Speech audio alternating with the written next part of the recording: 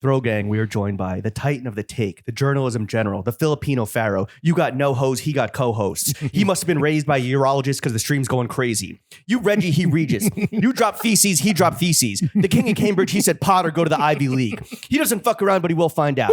How you say broken Tagalog, Mino Pablo? Pablo Sison, more like Pablo got that shit on. Oh, you're not fucking with Pablo Sison? How about you Pablo sit on these nuts? All this flexing got his arm strong, so he stay around the horn. You bozo, he adobo. The facts are squared, but the table round. He's sitting with thought leaders, call him the Pinoy Pip. Never been to Neverland, but when he's on mic, he be busting. You can't jack his shit because he a master debater. Call him Greg Louganis because his deep dives hit it on the head. He go in bestiality mode, how he's in all these rabbit holes.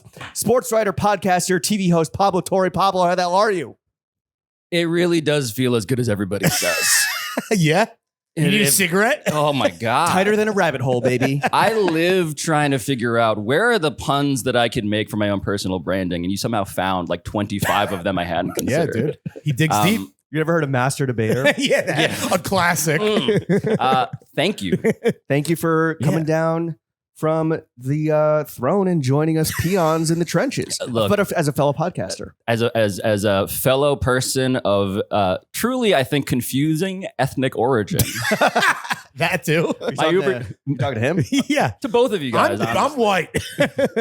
In case anyone didn't know. The Uber driver on the way here started talking to me in Spanish because he makes some inferences based on just the name. And Pablito. And so I just got Dan Lebitard's father, Papi, used to do this also. He would just assume I'm Hispanic. And I would have to break out my like 5 sentences and then tap out. Yeah. Your stock phrases. Yeah. Sí. Hola. Pero do you get a lot of what are you? Yeah. Oh, my favorite Twitter response or just like mention is, who is this Chinese guy with the Mexican name?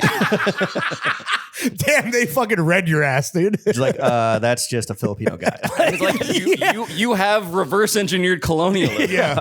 Just every Filipino guy ever. You figured it out. Wait, was that someone just watching you on TV and was like, I need to get to the bottom of this? There was literally a Yahoo Answers about this at one point. God damn, dude. Okay, well, we're not going to ask what you are because we know. Yeah, race check, done. Yeah. Let's get into a quick fit check. Pablo, what did you wear to come on the only podcast that matters besides Pablo Torre Finds Out? Yes. Starting from the top down.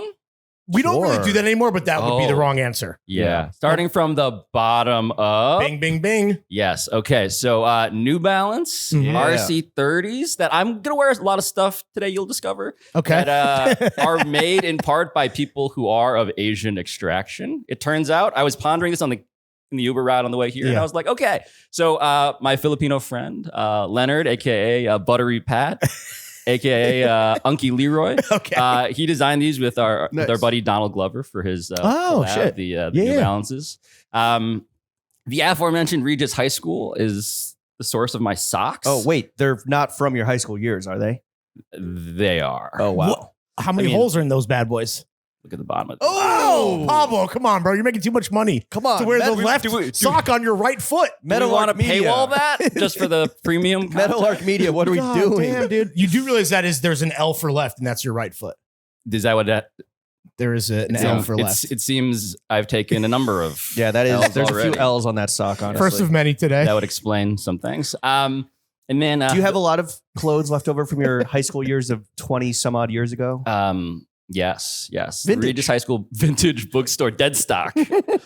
Yeah. OG merch. Shout out to Andre Anselm, the librarian, who would also be the history teacher. But Regis was a uniform. You had to wear a uniform to school, right? No. The uniform was collared shirt and slacks. Okay. Which gave, I think, a young man just enough room to be stressed about what they were doing the that college morning. you were going to? Or just any college? Collared. Oh, collared. I thought you said college. Excuse me. That'd be very funny, though, if it was like... Sorry, bro. You're speaking Chinese, dude. I can't fucking... Wow. I kid. Okay, collared shirt. Yes, a collared shirt and slacks. And then, so inside of that, you got the whole universe of polos, button downs, some kids who were going Alex P. Keaton, and some people who just wanted to wear these socks for the next 30 years. There you go. Yep. Different strokes for different folks. Damn, bro. Get some new socks. Yeah, please. If you come away from this podcast with anything, it's buy some new socks. Please. Yeah. Or send me some new socks. Yes. From the Regis High School There we go. library. Honestly, whoever is running a sock division of an apparel brand, put Pablo on flow team. Yeah, we need sock He seating. needs it. Yeah. I really do. If it's still Andre Anselm, who is hopefully still alive, I want those socks. Was he an old guy when you were there? Yeah. He was Odds are The bookkeeper. he had good skin though. Oh, So, fingers crossed. Shout out Andre. fingers crossed. Wherever you are. Are you wearing Regis corduroys? I'm wearing Uniqlo Okay, corduroys. nice. Also Asian extraction. That's right. The t-shirt underneath. So my friend Andrew Kuo Yeah. shout out designed Andrew. these bootlegs. Mhm. And so this is a New York Knicks championship 2015-2016 shirt. Okay. So I just like to imagine an alternate dimension where Sure. they didn't win 30 games and Right. instead Jimmer Fredette and Yeah. Kyle O'Quinn and Kristaps Porzingis. We got Mello on there. Yeah. It's a fun game of do you remember these faces? We got one of the Lopez brothers down there. Yep. I remember the faces, not necessarily the names. Like this dude, to Mello's left, one over to the left. This Yeah. guy? Who's that? I think that's Kyle O'Quinn. There you go. All right. Who's next to him? Let's go by the shirt right now. No, on the other side. Oh, That's Kristaps. Yeah, that's Kristaps. There we go. Okay. Yeah. Damn. Okay. A veritable who's who of would be mittering. NBA champions. A literal who's who of- who's that Yeah. of Yeah. NBA players. Who's that guy? Shout out Andrew Quill. That's a great. You're right. Beautiful alternate timeline. That whoever's on that timeline. I hope things are going better for you than they are for us. Right. I abandoned Knicks fandom after Jeremy Lin was summarily banished. Yeah. Who you just did a talk with at All Star. Yes, in front of Yao Ming. So He looks wow. gigantic. And why did they put him in the front row? He's blocking so many people. I don't know. Look, I've hung out with a lot of 7-footers in the course of doing my job. Big fucking flex alert, literally. And Yao is architecturally just a different person. Yeah, moves pretty good for a big man. Let me tell you, the Linsanity highlight reel still fucking hits at the come on. afters. It's so when I say that my happiest moment as a sports fan is also my most journalistically conflicted. I was covering Linsanity for Sports Illustrated, all that shit. And when I was there for 38 at the Garden. And when I tell you that my body did things that the Columbia Journalism School would never have permitted, it was obscenely visceral, that reaction. It's the most fun I've ever had watching sports was that game. So you couldn't cover it from an unbiased journalistic perspective, no matter how hard you tried, is what you're saying? I like to think that my journalistic kegels were strong enough. That's a phrase no one has ever said ever until now. I had been practicing muscular discipline, but it's impossible. Like that. Anyway, I don't want to talk about Jeremy Lin for this entire podcast, although I could. But that highlight reel for people who don't remember Still hits. it's just the most cinematically fun shit for anybody, Asian or not, who grew up a Knicks fan. It was Linsane. Do you think And you're Asians are saying- coming for the NBA the way that Europeans have dominated it? quietly. So Yeah. again, so James, you're a case study in this. Like there are people who are. I don't want to reverse engineer your DNA, Let's do it. but when I tell you that Jalen Green's Filipino, Right. I mean Jordan Clarkson's been out here for a long time. Absolutely. But on a part Asian basis, Yeah. we're everywhere. Yeah. And the only question, that a threat? Shout out that wide receiver on the Steelers. What was his name? Half-eaten Hines guy. Ward? Hines Yeah, Ward. Hines Ward. yes. So for me, like Sean Lee on the Dallas Cowboys. He was white though, just named Lee. for me, I used to be able to. I could tell you everybody. I had the Professor X cerebro of part Asian. Hell yeah. And now there are just so many that it's hard to keep track. Which So you're I think actually the guy being like, "What are you?" to the part Asians I Are am you the with one. me or against me? I'm measuring skulls. with your I'm- forceps. Yeah, phrenology, I'm dude. quietly swabbing people's DNA. 23andMe is named after Jordan. Yeah. That's right. You just only doing podcasts to get DNA off the mics. Yeah. Yeah, to I'm see, again, who's on the good guys versus the bad guys. Yeah, the racial purity tests. Yeah. What's I'm all about that. Turns what's out. this in between garment Mm. that's on top of the alternate timeline Knicks tee? That's right.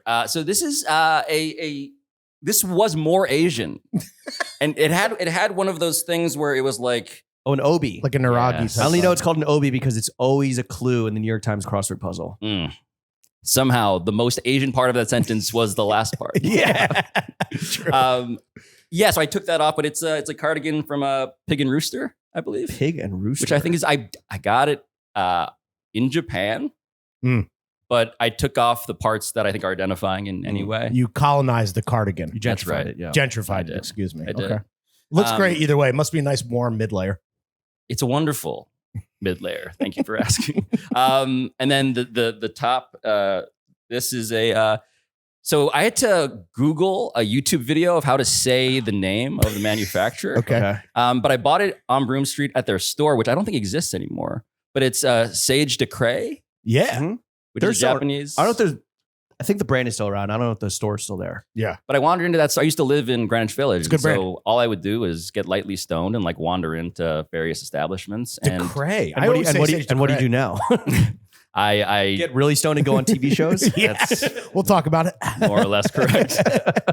But yeah, and this is a sort of like their Japanese good, yeah. workwear, Nice French utilitarian thing. workwear. Utilitarian. Lots of so many pockets. Oh, to store yeah. things. Tell you know it's good. Speaking of pockets, you got a lot on this beautiful jacket you wore. I think I can guess. You guys can identify based on what I've conspicuously Removed. removed. He went badge off. I did. Do you normally go badge off on the stone? I have, but now I lost it and I regret it. So the resale value is very low. Yeah. Right. But Stone Island, it has a lining, like an inner, as they often do. They have an inner lining that makes it warm. I wear that all winter. I don't have to do a parka thing. You can buy probably badge Lucy's on like eBay, I would imagine. Yeah. Just like with a like a lot of high end watches, you can just buy the box. I like the idea that, like, in the way that you can go to a bodega and buy like the $19 on eBay right now. Yeah, it's fake for exactly. sure. Yeah, exactly. You go to walk into a bodega in Brooklyn and buy a Stone Island badge. That's right. Yeah, they got everything. It's probably what you got to do is, from my experience, is you take the badge off and then you put it somewhere in an interior pocket so that it stays with the garment and you don't have this problem. Yes. Just as a little, tip for the FYI, folks for your at next home. stone. Yeah. I was gonna accuse my daughter of stealing it. It was What was she a going to do with it? 5-year-old. I don't- She Arts has and crafts expensive time. taste, man. Yeah. Clearly. City kid. Yeah. Panties? Panty. What? I was going to ask about jewelry. Any Oh. jewels? Besides the ring? Just this Just the ball and chain. this Tiffany ball and chain. Ooh, okay. Fancy boy. Which I learned you can get clean for free there. Oh, nice. Oh. Until my wife informed me that you can also just like buy on Amazon.com The- like right. the thing, which is the cleaner. Good Yeah. tip for A lot of good tips today. everyone, for no one listening that has a Tiffany wedding ring at home. Yeah. What are the panties? Are the panties also 25 years old from your high school? they are Uniqlo Okay. and they're about 10. So 10 years. Yeah, I gotta cycle them out. Yeah. Bro. How? So this is Are they not worn in? Like at the this at brings the up a question. contact points? How often do you guys change out your panties? More often than 10 years. You know when you know. Yeah. My shit is, so I wear cheap Hanes boxers, so the elastic kind of gets like stretched out in the wash, whatever, and then I just cop another 12 pack. Right. I think I just bought so many Uniqlo pairs of underwear that maybe they haven't been worn as much as if I had bought fewer. Right. Also, Your bench is deep. also counterpoint, you've seen my socks. Yeah. They're Yeah. disgusting. So Thank No, you I again hope, for that. I hope you wear your underwear the right way, unlike your socks. You're like, It's got a little flap on the butt like some child's pajamas. look, I have is there a breeze in here? I'm feeling some wind in my asshole. I have the Uniqlo Union suit. Yeah. Nice. Just unbutton the back flap. door, baby. That's Yeah. right. All right. And you're sipping on a bottle of Poland Spring. I believe that concludes today's fit check and drink checks. Mhm. Let's get into the meat and potatoes of throwing fits. Pablo Torre. Are you related any relation to Joe Torre? No, but I have been asked that. Another a lot. Brooklyn boy or So- city boy? So what I did though was I was an altar server. Okay. So again, Catholic socks. Other jokes I could make about how the socks look my mom just, I don't want to, Yeah. she still reads at mass. I don't want to make Oh. And further the jokes. hole in the back of the underwear? Yep, we can exactly. go there. We can go there. Yep, buddy. we were all circling it. Hey, Pope, if you're listening, Hey, Pope. get up, King. Yo, Pope, if you're listening. The Pope does listen to the show, as Yeah. does your mom. So, we Yeah. want to keep it kosher. Pope Gang is Gang. strong. But I was an altar server at our local parish, and the priest was the team chaplain for the New York Yankees. Oh, Sick. shit. and so That's fire. That's how you know he's good. So I didn't. And that have- must have been during the 90s. Yeah. right? Oh no. At a time when it was the best. Yeah. When God was on the side of the New York Yankees. Clearly. And so for me, like I remember getting I got a spring training program autographed by Derek Jeter, who in the inscription said to Pablo Torre. He had misspelled, just one R, misspelled my name. To which I was like, your literal boss has the same name. Who have you ever met with the last name of Joe Pablo? Yeah.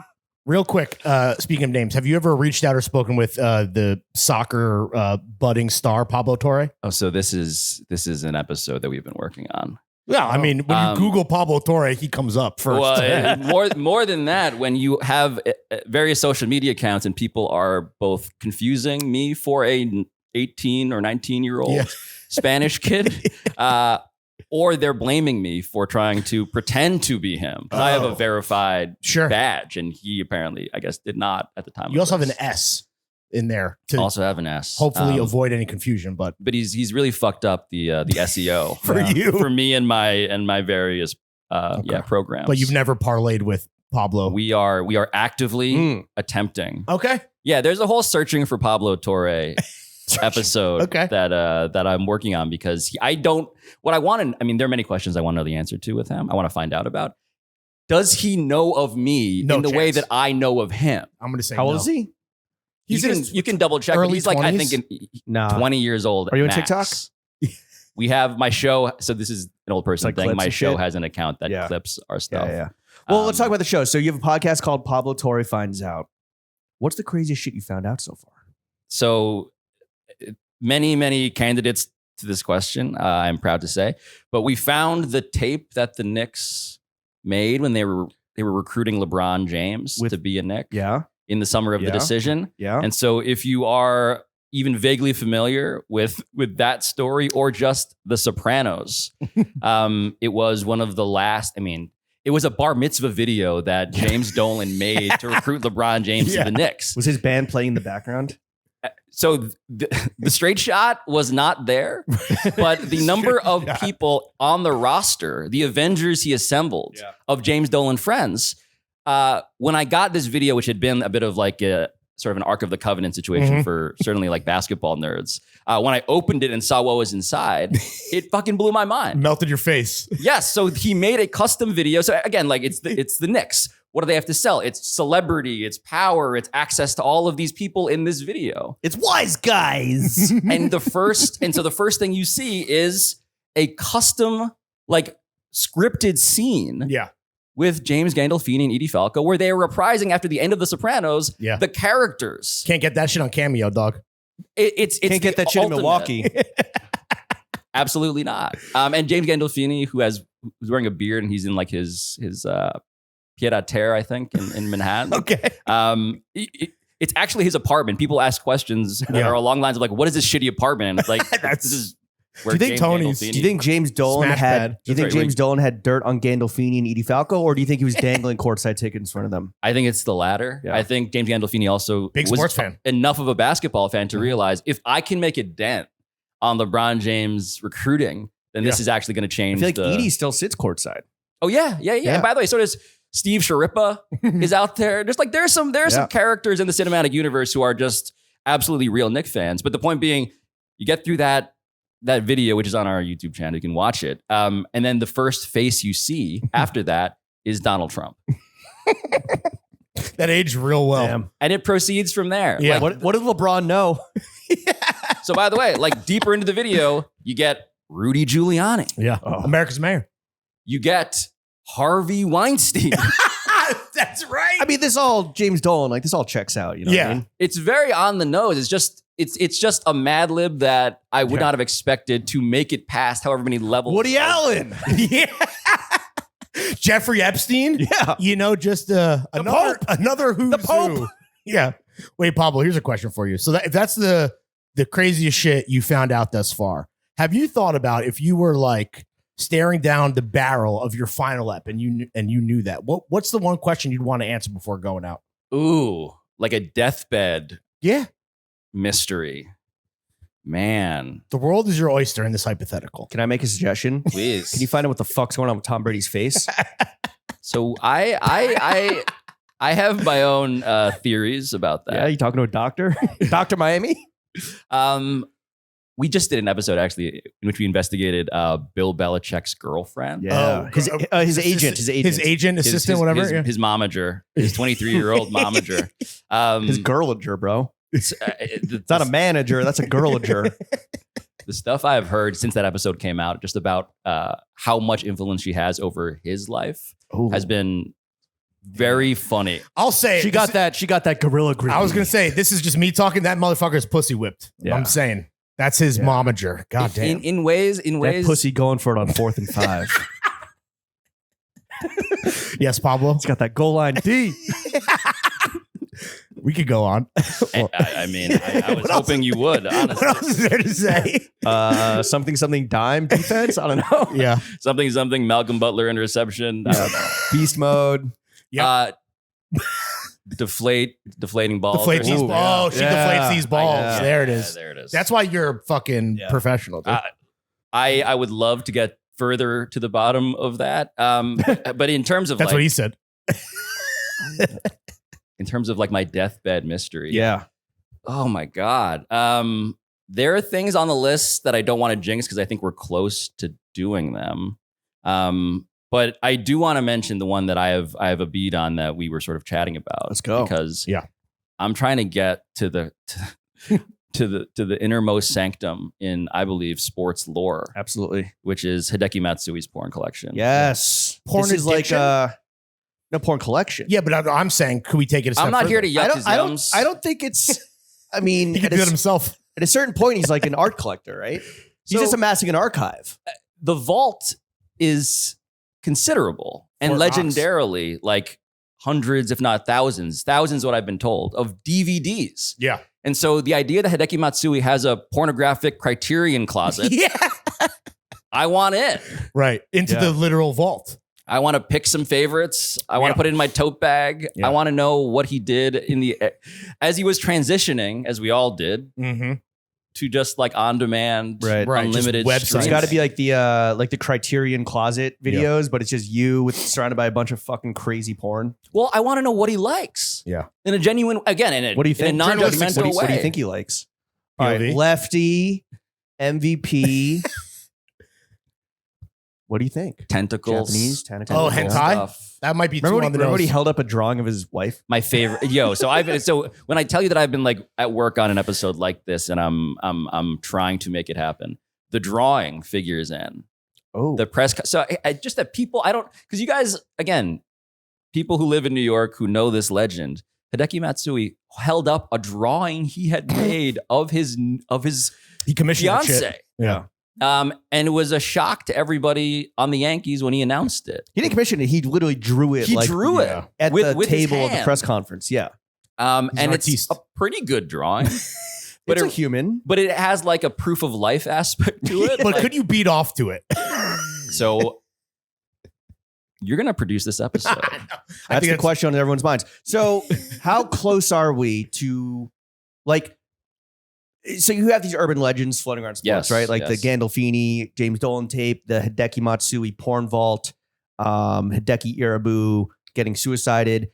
When you have like a nugget of information, like, and then he's pulling that thread, like, how deep does this go? The porn vaults, and specifically, I'm talking about. Yeah, look, I think all the time I'm wondering, am I using journalism to keep that tradition alive, or am I indulging conspiracy at a time when people are actually looking for any excuse to say you guys are not journalistic at all? And so for me, like having an internet, we just did an episode about whether the government invented stuffed crust pizza.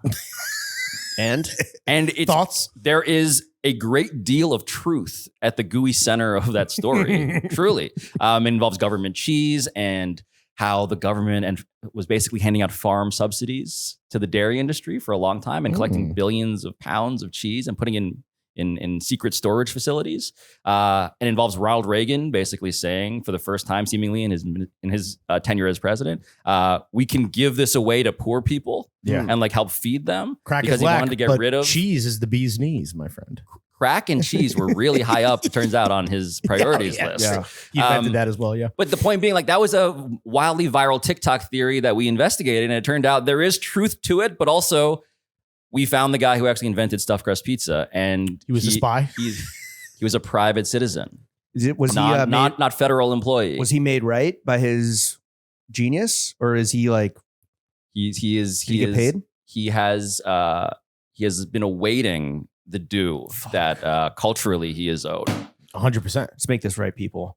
All right, so Hideki Matsui's porn vault. We are slowly but surely gaining ground Yes. on that gold mine. Yes. Unfurling the sock. On that off-white creamy mine. I want to ask you, we want to ask you about like just like the larger world of current contemporary sports. One of the big stories, the NBA All-Star weekend just happened and it fucking sucked dick. Do you think the NBA should just scrap it? So the counterpoint to all of this, the thing to juxtapose the All-Star game against, I was in San Francisco for the All-Star weekend stuff. It was a bummer. Yeah. It was a bummer. Especially when you compare it to what is going on with the NHL, which is not a thing I say very often. Fire.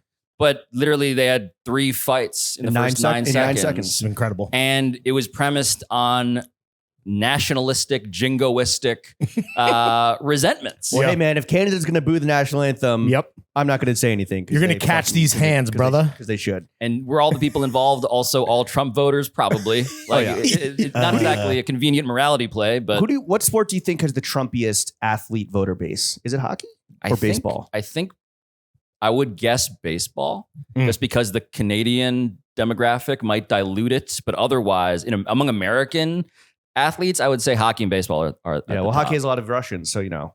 Right. What about NFL though? That's like a lot of players from the South. South. Is that the league? The reality, if I had to back of the envelope estimate, a majority of all of these guys, he did win by a landslide vote. Well, but more than that, just like for tax reasons, and for general apoliticism, they don't really necessarily care. Yeah, but they are pretty stupid too. They do vote with their wallets in the way that lots of people That's would. true. But okay, so back to the NBA All-Star game. Do you think it's time to fucking... You got to do USA versus the world. Yeah? Yeah. Not like, white versus black? So I would click. Yes, I would. I would absolutely. And we get a Filipino team in the mix, one of the four nations. Wow. Yeah. Right? So Nate Robinson, who is one... I think Nate Robinson at one point told me that the boxer? That's right. His I believe grandmother or great grandmother is Filipino, and he just got a kidney transplant. Shout out to Nate Robinson. He was looking openly, please, I need a kidney, and I believe he would now be healthy enough and would qualify for the Asian team. Nice. So I would like him. Okay. I'm just GMing the squad right now. You're race drafting. Yeah, exactly. I would look if it was up to me, I would love to see a race war. Just straight up. Hey, hang on. Yes. Give it some time. Yeah. But yes, white versus black versus Asian versus Spanish speaking. Sure. Europe. Everything else. Where are we putting the Serbians? The open bar. It's a great question. Yeah. It's a great question. Could we get the former Yugoslavia to just be its own squad? Sure.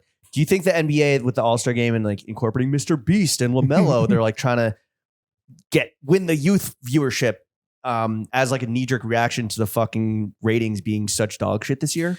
So the NBA has this like gift and a curse. The gift is that it's actually really popular in ways that are clearly authentic to the digital whatever. I sound old talking about the digital generation, but like young people love consuming NBA shit online. Yep. What they don't like doing is watching games. Yeah. And so there's this problem where the thing that you used to get money from, which was just games, your product, is not where the most valuable demographic available that you do have is active in any way. And so, yeah, when they're the Mr. Beast thing, Jimmy, the other Jimmy, it just feels beneath the NBA. Yeah, no shit, Pablo. But you go to enough of these meetings, these like conferences, and like it's the dream to get Mr. Beast to bless your event. He's the Pope. For real. And so all I want to remind the NBA of is that you guys just pretend like you're still cool. Mr. Beast will give whatever team gets ratings of 98. We'll give him $10 million. Yeah, for real. So I didn't love it, obviously. I thought it was beneath a sport that is swimming actually in cultural relevance other than that. What do you think is the reason why ratings are down? Is it that the players are just too fucking good now and it's just like so routine? It's like basketball. Is it just players shooting threes? Is it The fact that the final 2 minutes takes 20 minutes Yeah. to play out. A lot of suspects in the murder mystery. I would say two things. Number one, the games during the regular season just don't feel important. Mm. The NFL, by contrast, everything is like, it feels like it's life or death. And it's also once Sometimes a week. it is. Yeah. And sometimes CTE. it almost that'll is. bite you later. But for me, like I think you want scarcity of the event that you're trying to draw people to. That helps. The NBA has 82 of these things. It's Right. way too many. And then parallel to it, it feels like the players, because they're being medically load managed, because otherwise they just know that the playoffs are they're a season on. Playoffs are 2.5 months long. Yeah. So they're It's crazy. saving themselves. And so you're asking people to care about this stuff more than the actual competitors do. Yeah, right. And in the NFL, that's just not an issue. Mhm. And so the solution is probably to cut it down to 66 games, started in, on Christmas Day. Mm. Let it be its own thing that the NFL is not sort of like breathing down the neck of. Right. Let that wrap up. But yeah, I think that the problem with that solution is just that requires you to have fewer games, which Right. means less money. Yep. And so the basic math on it will never work out. So more Mr. Beast. Do you think just real More just, beast. just putting a bow on this, do you think that Adam Silver's job is even remotely in jeopardy? No, because No. he just tripled the value of the NBA's media rights deal. Okay. It's a remarkable thing to basically be that successful while also that Sucking. anxious about being cool enough. Right. And so it's again, it's a good problem to have, but when it comes to sports is funny to me because only during ESPN's a big reason for this. Only on all sports television channels and at certain like celebrity events does everybody even get the sense that they're in the same like business. Like the NBA and the NHL and the NFL and Major League Baseball, like they don't really have a lot in common other than the technical fact that they are sports. And the Trump voters. And also that. But when you get them in the same room or you're forced to reckon with, okay, what's the pecking order here? Yeah. Mhm. Then you're like, oh shit. Well, the NBA feels like it's a distant second or third, honestly, behind the NFL and college football. Oh, true. I mean, television ratings for college football. College football is the second most popular sport in America, and it's not close Right. by ratings. And so the NBA feels its insecurity whenever, you have to measure yourself against these other things, even if you've just tripled the Right. $1 billion deal you have. Do you think we should implement North Korean basketball rules? What are those, James? It's like a 25-foot hoop, like it's like a 10-pointer. I think a block is worth some points, and I think like a missed free throw is like you deduct points. I'm And sold. I think there's like no fouls allowed in the last 2 minutes or something like that. That's a good episode of my show, honestly. Do you get murdered if you lose? Yeah, That's tight. yeah, you do. You get launched into space. Dennis Robbins, the commissioner. Yeah. It's Mr. Beast games, but in real life. But also, the rules of like playing. Can I just okay? please. So slam dunks are worth 3 points. Great. If you swish a 3, it's worth 4. Woo. If you miss a free throw, you lose a point. That's awesome. Field goals in the last 3 seconds are worth 8 points, and ties are allowed. Which that's weird. I don't know about ties. I love deduction, dude. Yeah, Or around the horn rules, dude. Yes. I'm in. Yeah. I'm in. I'm so sold 100%. they should integrate slam ball, the game with trampolines, where they had to end it because some guy lost a foot, a la LeVar Was that Ball. what happened? I don't know. Maybe public needs to find out. Dude, you're just getting free game here, bro. No Losing pun a intended. foot feels like traditionally In that's slam ball? traditionally that's like diabetes. So like they had a warehouse. I think they filmed the whole season over the course of like 3 days, right? And I think some guy's foot got caught in like the in between trampoline part, God. and it just fucking got torn off. Oh no, not slam ball limbo, dude. Yeah, Strikes LeVar Ball. again. He, you know, Yes. biggest story in Prayers sports. up for the boss of the balls, dude. Yeah, I those big ball brand shoes were not it. No ankle support. So North Korean basketball rules. Yeah, As long as whoever the current autocrat, presumably still Kim Jong-un, Mhm. as long as he plays, right. like Yeah. playing against a dictator in those videos, you've seen like the videos of like Vladimir Putin playing hockey. Right. I just want that to be part of the dynamic. And if you beat him, you get to be dictator for a day. But if you try to beat him, you also will get assassinated. He has snipers on the roof. Yep. Yes. It's like watching Justin Bieber play hockey, where everyone's just like, oh. But also, you remember that video of Obama playing basketball? Yeah, he was big hooper. But as much as I love Barack, right? You can get, when you play pickup with somebody whose importance is so outsized compared to everybody else, you get a version of this. He had the drones on standby, dude. Come on. Yeah. We talked to, when we were talking to Brian Greenberg of How to Make It in America, he was talking about playing pickup ball against Leo's, the Pussy Posse. Oh, Clooney, Leo, all these guys. Tobey Maguire, and he's like, yeah, these guys, like, they get there and like, yeah, we're ready to play ball. And they ran like a 3-man weave to warm up. And like, they were so used to like guys like just being so deferential that they just got blown out and they were so pissed. Yeah. That like Brian Greenberg and his squad that grew up like playing basketball in New York actually like fucking knew how to ball. Brian Greenberg's like dunking on Richard Kind. Yeah. Well, it's the hardwood version of Yes Men, right? Like it's not real. So I played pickup once with Manny Pacquiao. Oh, shit. Oh, okay. And this was a version of that. It was in a pre-fight training camp. I was doing a story on him for ESPN at the time. And yeah, he does his catapult 3-pointer. He'll do insane 360s in the lane on layups. It's a very Filipino style, honestly. As much as it's ridiculous, it's like, I know this is a style I am familiar with. Jordan Clarkson, Jalen Green, etc. Manny Pacquiao. But with the added component of everybody like being, it's like, the reason I was there doing it was because I was embedded in the entourage with 40 Filipino dudes. Yeah. And so I have no idea if Manny ever even knew that I was a journalist at any point. Oh, right. You're just a guy. In any of this. But playing against him, it's like, don't let him fall on your foot. Don't play defense. Like, let him have a clear path. Don't box him out because they'll think you're being gay and then knock you out. By the way, Manny Pacquiao's political platform has been one of the bigger bummers. How do you feel about that as the goated Filipino athlete? He now is a fucking bigot, or always has been, I guess. He is absolutely tight with the Philippines' own autocrat as well. He's also, unfortunately and inconveniently, an actual senator. Oh, that's right. So it's not merely Senator Pacquiao. This guy has bad takes. It's this guy is like one of the most powerful people in the country. Passing bad policy. He's like the Herschel Walker of the Philippines. Passing bad policy, but not the ball. Right. Like, Oh, he's a ball hog? He Shocker. loves jacking shots. Yeah, he's taking 360 layups in the lane, dude. He ain't passing the rock, dude. But man, if you give me a highlight reel montage of Manny Pacquiao knocking out like the greatest Mexican fighters of their generation, the Mexicutioner. Yeah. Give me the Mexicutioner highlights. Is he the GOAT Filipino athlete? Yeah. In personally? Not close. Okay. Not close. You separate the art from the artist. Yeah. Of course. You have to. When it comes to YouTube highlights, You have to. The Mexican. Because it's either Manny Pacquiao or that one guy that sings Creed really well.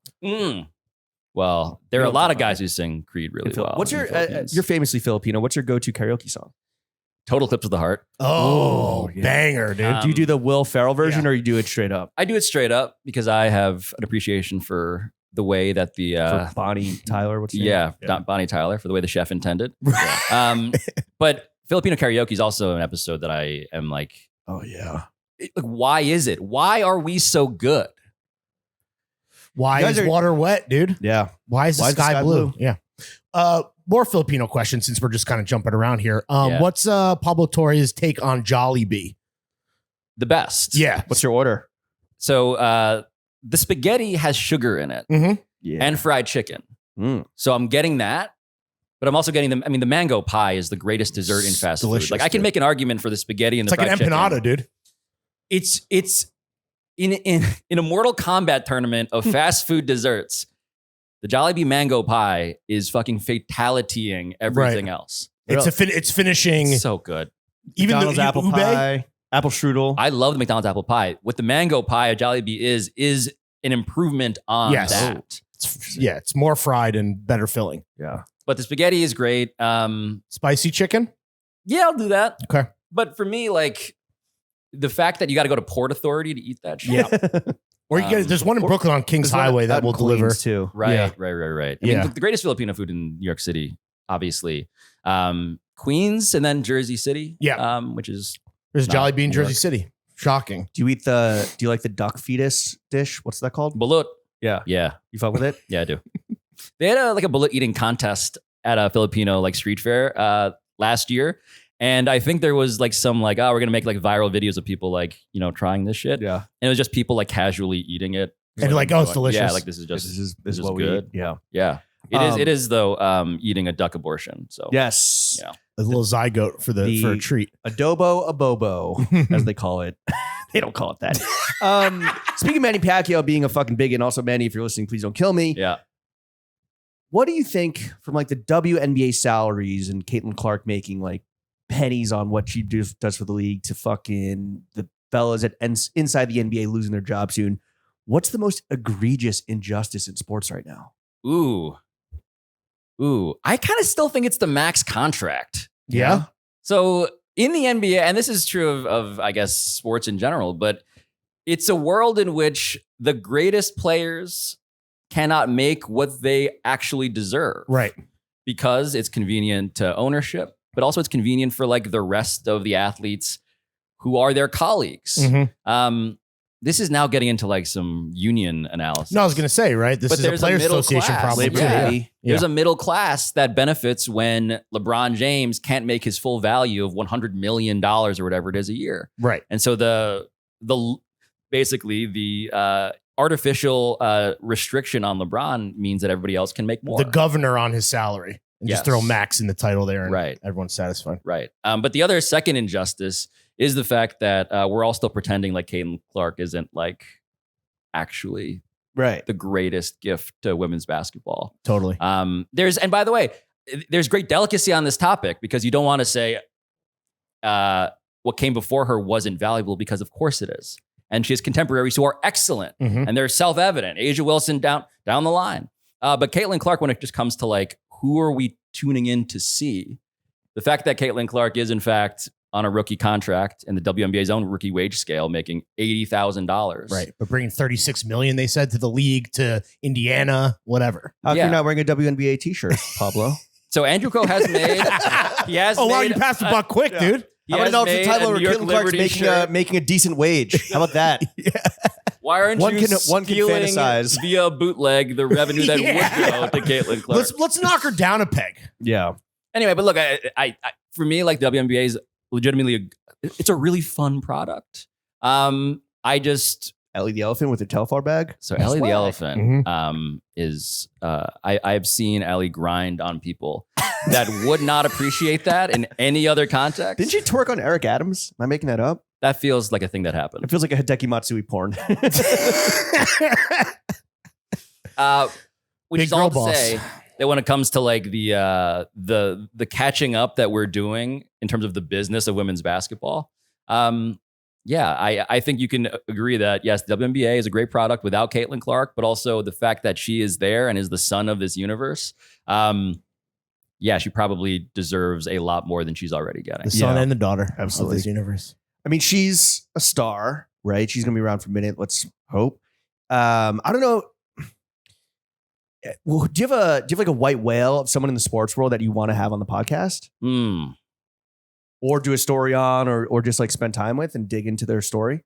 Yeah, absolutely. So the person that I think I just want to know what I want to do, okay, is ask LeBron James for a series of extemporaneous book reports. Okay.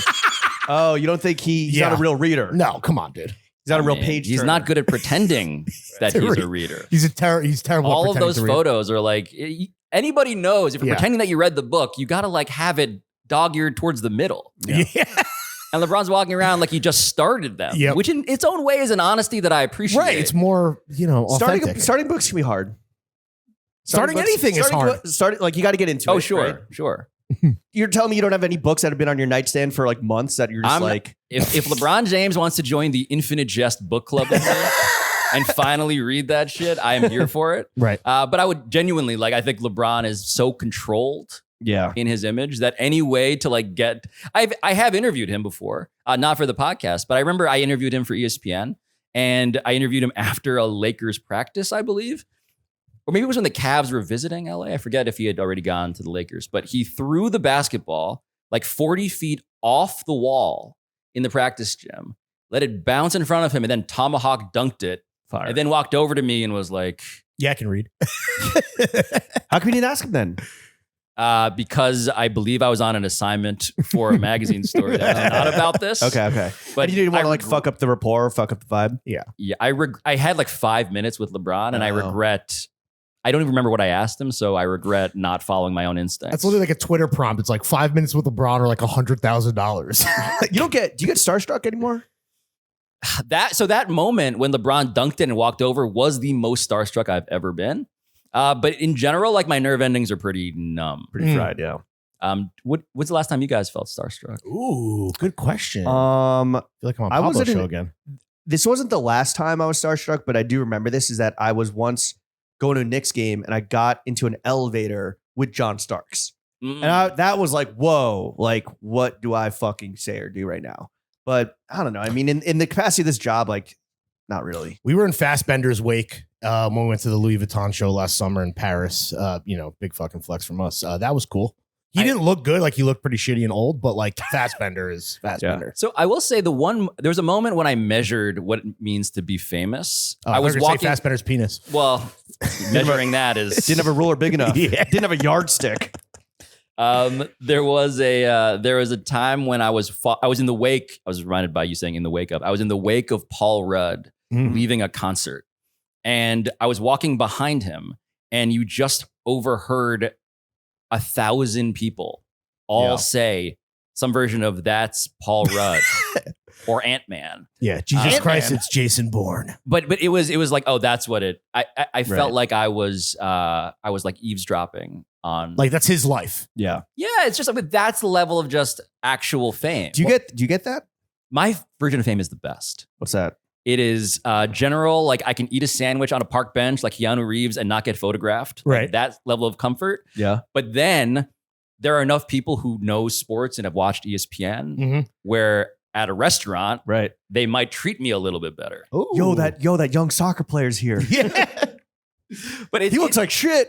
It's that he looks like he's very athletic. He looks like a Chinese guy with who's this Chinese guy with the Mexican name? I look at the reservation. Yeah. But it's also like historically, like, do you get like good sports? Do you get like good seats at games and shit? Or is that against your journalistic integrity? The seats I get at games are when I'm with friends who are actually famous. Okay. And I'm their +1. Who's your most famous friend? The person who I suckle at the teat of most when it comes to courtside seats is Jason Sudeikis. Okay. Who is a friend who has been taking me to all of these things. And it's Could you get him on the show? Like our show. I don't give a fuck about it. Yeah. Okay. Sure. We'll have you maybe put some feelings. Don't worry, we won't make fun of his sneakers too much. Yeah, that's right. He loves Jordans with the suit, dude. Let me review the transcripts of your show and then connect you to Well, okay, going back to the last time you were like quote unquote starstruck when LeBron James committed a superhuman feat of athleticism and mind-body connection. What was it like going through puberty with a father who you once described as the LeBron James of Filipino urologists? What a distinction. I grew up playing in the way that I think any normal kid would, with like the stuff that your dad has around the house, and these sort of like medical devices that I would unknowingly like use to like pick up like dinosaurs and like GI Joes. I hope you cleaned them first. Were urological devices.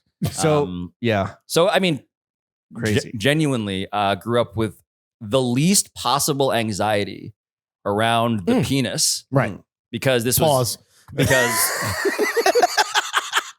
because as I believe David Foster Wallace said, this is water, right? This is penis. Like we're all what's the real meat beater over here? I can't wait till Harvard asks you back to deliver your this is penis address. Does that make you, if he's LeBron James, does that make you the Bronny, a Filipino urologist? And if so, how many penises have you mangled? Because he is not good at basketball. Man, it does remind me, there is an athlete who has mangled Filipino penises. What? Oh, Tim Tebow. Correct. Holy wow, shit. fuck, dude. This is why I listen to you guys' show. That's right. I forgot that that was his charitable. He was a missionary. Yeah, fuck. Circumcising. Real cutter. Real sniper. Real dude. snipper. Snip gang. He converted many young Filipinos and also their penises. stole their penis skin. Wow. So That's the biggest injustice in sports. Was he better converting Filipinos to Christianity or converting third downs? Absolutely the former. Yeah. But I'm for most of my career, it has been me trying to explain to my parents, I'm not going to be a doctor. Are they I'm not ashamed going to of do you the Ronnie thing? being a podcaster? They were concerned for me until I think there was enough very superficial public recognition from people they knew, because they're not diehard sports fans. Right. My dad certainly like is responsible for why I grew up liking the Yankees and watching basketball, but they're not like reading or swimming in sports takes. Yeah. Right. So when they got a sense that this was actually a real career, it was because of ESPN, frankly. And then Being they on were TV. like, yes, The television. Ocho. Being on mute in a sports bar. At Hell yeah. At 3:30. That's my son. That's my son mouthing. Yeah. The American dream. Yeah. It's why they came to this country. Yeah. Every just fucking regular is the guy being like, why is this Chinese guy have Yeah. a Mexican name? Because they can't hear you speaking English. 'Cause it's Correct. on mute. Correct. Yeah. Oh, is badminton on? Ping pong? Table tennis, sorry. Speaking of the American dream, speaking of ESPN, do you think that Stephen A. Smith has a future in politics? He does. And I have made jokes on my show about how it's going to be Stephen A. and Hunter Biden on a ticket together. Fingers crossed. hell yes. You have my vote. And But Stephen A. is anti-marijuana.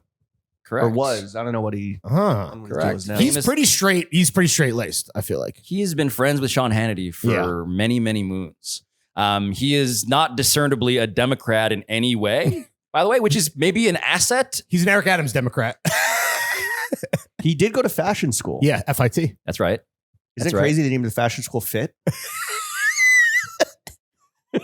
Let's get to the bottom of that, You want dude. Stephen A. on the show? I can, Yes. I might be able to work that out. Yes. We've been trying through our boy We've been- Bailey, who yeah, does the we've been social texting media. you. That's Bailey. right. So forever. So part of my whole amusement at Stephen A. started with, I just want to see him at a debate. Yeah. Obviously. dude. Oh, Like like destroy. I have various criticisms of like Stephen A.'s actual takes, but the guy who said about the New York Jets, gangrene, that's an insult to gangs. He's the GOAT. I want on the debate stage. Yeah, he's I put his want 10,000 hours. He could crush. Do it's you like- agree with his takes on big booty Latinas? as I believe he said on the record, quote, I'm a bottom feeder. Wow. Yes. That is my fucking president, ladies and Single gentlemen. issue voter over here. Yeah. Eats ass. Vote. He's So, done. so Stephen A. just unleashed in the way that you want, like, again, it's like when Godzilla is attacking your country, like, can we get our own monster Right. to fight that? Yeah. Ideally, I would like eventually a president who is, not graded on the criteria of, are you enough of a monster to defeat the other Are monster? you Mecha Godzilla? Are you Mecha Godzilla? But Stephen A. is also somebody who I've learned a lot from. Really? Like, What's the best? We all have. What's the best lesson he's taught you? His mastery of silence. Oh. Oh, It's we could the learn something hardest from thing that. to do. It speaks volumes, some say. On live television, time feels like it's passing by so quickly. The confidence it takes to say, Carmelo Anthony, 1 Mississippi, 2 Mississippi, 3 Mississippi, 4 Mississippi, is bad. It's like that's a master. That's a Yeah. master of the You are genre. watching a master at work. So for all of the reasons that Stephen A. was, raised in the darkness, born in and molded by it, like, you want to give takes. Here is our gladiator. Yes. I would like to see that, even though, again, like I always just think of that Darren Ravel tweet, which is a sentence that is a disturbing one. I feel bad for our country, but this is tremendous content. Oh. Like, I want that for that reason. Stephen A. Yes, go be president. Right. It's also horrifying for all of the reasons having to do with, I don't even know how much he knows about politics in general. So do you think he's running? Yeah, Okay. I do. Okay. I do. The Stephen A. super PAC is going to be crazy, by Ooh. the way. That's a big tent. Absolutely. He's beloved by A a lot big of tent. powerful people. A big tent full of like big jeans. Like the older generation Yeah. of guys that like text Stephen A. Like his sources Oh, are like, He's got the UNC vote on lock. it's a remarkable thing. And It's we're a all invited to remarkable the thing. cookout. The Michael Jordan jeans platform. So speaking of all of this, the most starstruck I've ever been was when I met Steve Harvey. Oh my God. Tell us about that interaction. Yeah, please. So the greatest moment of my life was when I went on Celebrity Family Feud. Right. Mm-hmm. And I don't know if I'm skipping ahead, so forgive me if this was a thing you have any curiosity about. We're flexible, dude. But when I think about what Steve Harvey wore that day, it is associated with the happiest day, arguably, of my life. With all apologies to my wife and child. Fuck them. But Fuck them, kid. But Steve Harvey wore a metallic, like almost military green brown tie, shirt, jacket. In the way that this felt like again, it wasn't quite Hunger Games, but it was kind of like, I hope there's a planet in the Dune universe where this man is the one who greets you when you descend from your spaceship. He sounds like Titan. he sounds like Gaddafi. Just ruling Gaddafi Libya. Corps. Yeah. So Steve Harvey shaking his hand and then just being on an episode of Family Feud was the most out of body I've ever felt. How are his teeth? How are the veneers gleaming? Yeah. Inspirational. Blinding. The torch that the Statue of Liberty holds should be Did it replaced. kind of feel like you were talking to just a giant hamburger? Nobody As like the meme dictates. Nobody has made me feel more like I've climbed inside of a television Right. than when talking to the aforementioned glorious You hamburger. met the Wizard of Oz. Correct. How do you do on Family Feud?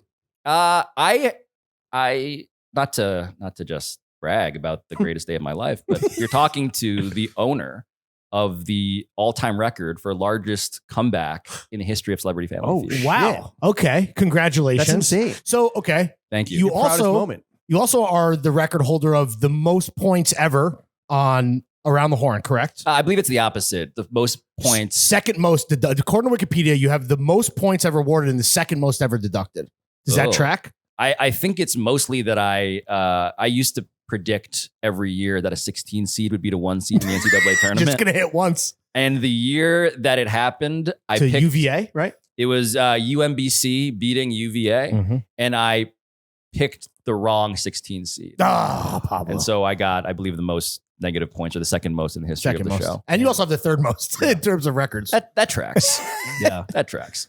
Do you think, talking about Stephen A's takes, talking about, I don't know, just takes in general. Like, do you think that take culture in sports media, we've hit our peak where people are just saying shit that's as outrageous as possible to go fucking viral? 16 seed's going to be the 1 seed this year. As you wait, UVA.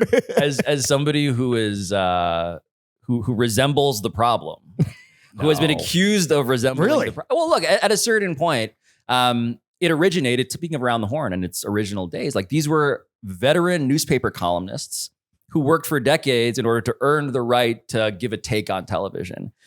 The barrier for entry obviously is low enough for absolutely everybody to start a channel and to say whatever they want. And so again, democratization, internet, I am not whatever. It's all good, cool. Let us all compete against each other in an all-out take war. But I do feel like part of the whole premise of my show is that undervalued at this point is the very basic concept of, are you finding out anything new? Because we are regurgitating largely it's a fucking human centipede of takes. Yeah, there's no new take. Bottom feeders abound. Yeah. I mean, the worst part of the human centipede, obviously. Being at the front. The caboose. You're at the front. You have no ass to eat. Okay, Steve. I think it's the middle. Because, why? because you're eating someone else's shit and then you Yeah. got shit and you're into- shitting in someone else's mouth. Yeah. And if they're fighting it, if the caboose is fighting Oh, it, I see what you're saying. every in and out, it's a struggle. At least Yeah. the caboose has the relief of just Oh, unencumbered exit. Right. Wow, great point. You should be on TV. How's Zen? You did earn it. This is a take I've been waiting to unleash on Thank somebody. This is going in the description for sure. But all we are is, we're a snake eating our own tail. So in Yeah. terms of just like, how do you break through? Like truly, like you need to be an artisan like Stephen A. Yeah. Who is theatrically the best to ever do it. Or you have to be, again, with all due respect to my colleague who I genuinely enjoy encountering in the world, but like Kendrick Perkins, Mhm. I'm like, Big perk. like a perk. What I mostly want is like stories from you. Right. Like tell me about what you did, but beyond that. So when Kendrick Perkins says the leader on the Oklahoma City Thunder, when it was Kevin Durant and James Harden and Russell Westbrook, was me, Kendrick Perkins. Like, I will.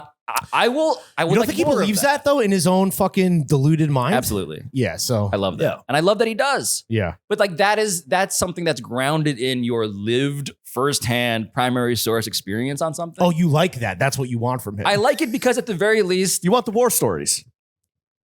I'm not saying that professional athletes can't give takes like everybody else, but their differentiation is you guys have done things. When you speak with authority on something you've done, it is different. So True. just lean into that. But the more that we're all just competing in a debate tournament. But then why is Tom Brady so bad at it while KG and Paul Pierce are so good at it? Because KG and Paul Pierce, I think, are just naturally likable. And they're more drunk. At least Paul Pierce is drunk typically. The Paul Pierce poker game or whatever that was, the video. Oh, when he of went him. live with the He's getting a the back huzz. massage. Yeah. Yeah. That guy The was huzz. vaping. Love that. incredible. Love That's real that. shit. That's his lived experience. We're talking about the truth. But Tom Brady, just to make the point, like Tom Brady is constantly sounding like a person who is imitating a professional broadcaster. He sounds like he's trying to be Romo. Yeah. This is Romo's fault, right? To some degree.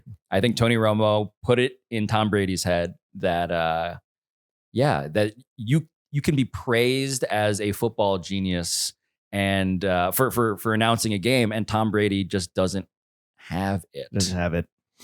You don't got it. Another way, look, in a super crowded ecosystem where everyone's just fighting for airtime, fighting to cut through the noise. Yes, you can just like manufacture outrageous takes. Another way to go viral, getting super fucking blazed and going on the Dan Le Batard show. How high were you? You'll have to be more specific around which. The most recent one, you kind of went viral for get being glazed. On your boss's show. So I'm accused of this semi-frequently. If you're asking me, Is it racism because of the I was eyes? going to say that. I think there's a bit of just like eyelid bigotry. Yep. I would claim that the lights in the clip you're referring to, I think it was PTI. The one where you're very high. Oh, it was PTI? So I think it was I think I was doing PTI from Miami. Okay. And I had done Dan's show earlier in the day, and people were claiming that I was stoned all day. Damn, Chuck, you really fucked me on the research here. If I'm thinking of the same clip, and maybe there's another, I've been, again, incredibly, unfortunately, you don't remember. You were accused. fucking stoned out of your mind. Yeah, out of your gourd, brother. Also, unfortunately, is largely accurate. But okay, yeah. But the lights, I think, made it seem like I was, Do you ever toke up before hitting the camera? Have I in the past? Sources close. What's the statute to of my limitations on lungs this? Yeah. say yes. Sources close to your lungs. My other lung. But that's a way to kind of cut through it. And you did. Whether or not you were fucking toking, you were. Sure. It surfaced. I think that everybody who does professional sports broadcasting should be microdosing mushrooms. Oh, I love that. And then just see how it feels. Yeah. Take it from there. Yeah. That's something the NBA, I think, has over the NFL's their more relaxed drug policy, right? So the NBA, when it came time to like negotiate the collective bargaining agreement, they were like, all right, I guess we'll give you guys what you really want. Like no more like punishment for weed. Mm-hmm. Yeah. The secret of that whole decision was the NBA was at that point, it's just like, it was a concession that they didn't even care about anymore. Yeah. It is so, New York, I believe that New York, by the way, is just the most weed friendly city in the world at this point, honestly. Like I went to Amsterdam. The restrictions seem to be far more rigorous. Interesting. Denver, LA, no? I mean, LA, you can't smoke where You can't smoke and drive. the rule. No, right? Yeah, right. Yeah. But the rule in New York where you can smoke weed wherever you smoke a cigarette is essentially diplomatic immunity for anybody all the time. And no other city really has that. In Amsterdam, it's not that way. In LA, it's not that way. In Seattle, it's not that way. So I say that all to say, when it comes to the NBA giving up on something, it's like that was not really a concession. It was just about time. Yeah. I think it's also illegal in Amsterdam to sniff bike seats, and you can definitely do that in New York. They don't give a fuck. Yeah. But I did do an episode once. Stephen A. told me that. We did an episode once about whether weed could be a PED. Oh. for basketball players. And so we interviewed Matt Barnes out in LA. And the stories of what those guys needed to do to evade Oh, wow. capture. Prosecution. There are stories where like the NBA tester would show up and literally watch them pee. Like watch them pee. Like your dad at his place of business. Correct. Yeah. A urological level of intimacy. Rigorousness. Have you ever done a Pablo Torre Finds Out on Who Wants to Sex Matumbo? Oh man. R.I.P. to the god. R.I.P. I Put your have fingers up. I Wag 'em. have interviewed Dikembe Mutombo. I had breakfast with him once. I was doing a story about the afterlife of 7-footers. Oh, It's like what happens It's when a short one. So Tragic. the actuarial chart is not Right. encouraging No. to our centers, Our big fellas. to our big fellas. But he also told me that he had to get a special toilet made because for his dumps. Yeah. you got to get a higher toilet. Yeah, you got to get a toilet made for a triceratops, dude. Or I guess a brontosaurus in this case. What do you is like? probably A platform seat? Yeah. He had to get the seat raised, elevated. But also along those same lines, like I went to Deer Valley with Mark Eden, R.I.P., a Mhm. 7'4" center with the Utah Jazz, who's like one of the NBA's all-time blocks leaders. And you just get a sense of, I flew with him on the plane, went skiing with him, borrowed ski gear from him, Rough. got a sense of what it feels like to be the most infantilized a person can possibly Sure. be. As I'm like not good at skiing and he's picking me up with one hand and my like nose is snotting. And I'm like, It's cradling you. yeah. So the point being that at every level of existence, he was, and every 7-footer is, being constantly photographed. Yeah, just because you're a freak. You're a freak. By statistical measures, you're a freak. And so when it comes to what's it like to be in someone's wake, the most jarring one was just hanging out with a 7-foot tidal tall wave, retired dog. NBA Yeah. player. Yeah. It sucks.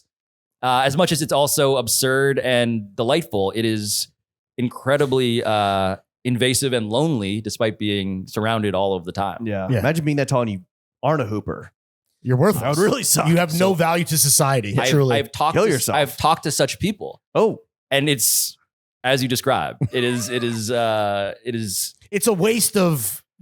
It's honestly spitting in the face of God. yeah. So the statistics we did this calculation for the story. I did this for Sports Illustrated many years ago. If you are 7 foot or taller in America, you have an almost 20% chance of being in the NBA. That's crazy. Almost 1 in 5. Yeah. That's how rare it is to be a 7-footer. And so if you're one of the 4 other dudes, Come on, bro. it's you are obviously being Can't you be on like practice squad and just like put your hand up in the center's face? A human then- obstacle. then they invented that Oh, the little fucking yeah. these They invented things. like a broom with a hand at You the could- end. yeah. They You could invented brooms. stand outside of car dealerships and flail around. Yeah. What's Right. that?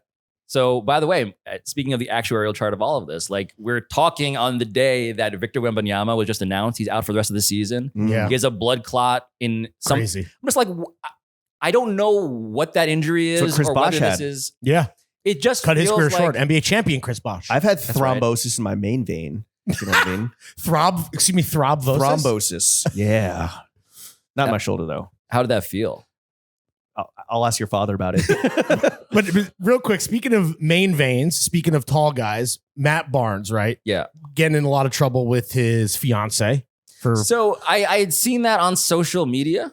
Yeah. An old person's way of saying, I think it was saying that it happened. it may have happened. I don't know. Well, she's just claiming that he cheated on her in 1 month with like 8 different women. But I wanted to go back to this idea of takes and virality and just throw it out to you. Have you ever thought of doing the Shannon Sharpe method to get some more eyeballs on you, going live, beat some cheeks I have been dismayed by how little investigation there has been into the Shannon Sharpe story. into Unk? What are you trying to find out? How many? They found the woman, Well, allegedly, the lover. the paramour. Yes. I just want to know truly how many steps it takes to accidentally go live on Instagram. Totally. Yeah. I think Crazy. like 2 buttons. Really? Let's Well, do okay, you got to open your phone. All right, Pablo, get naked. Instagram. I'll start moaning. Okay, you go to Instagram, you go to post, and then you hit live. Oh shit, am I live? No. That's what Shannon Sharpe And then you just said. just hit a button. Yeah, but why would he be on Instagram if he's getting intimate? You should be in your photo app you're trying to take flicks or vid. Yeah. What I am merely suggesting is that Inside job. there are incentives. There are incentives, economic and otherwise, to having something like that come out.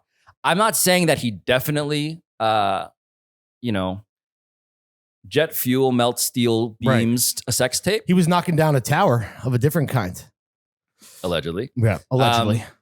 But I'm just saying we took all this at face value. Right. And so have I considered, relatedly, self-releasing my own audio sex tape? Oh, yeah.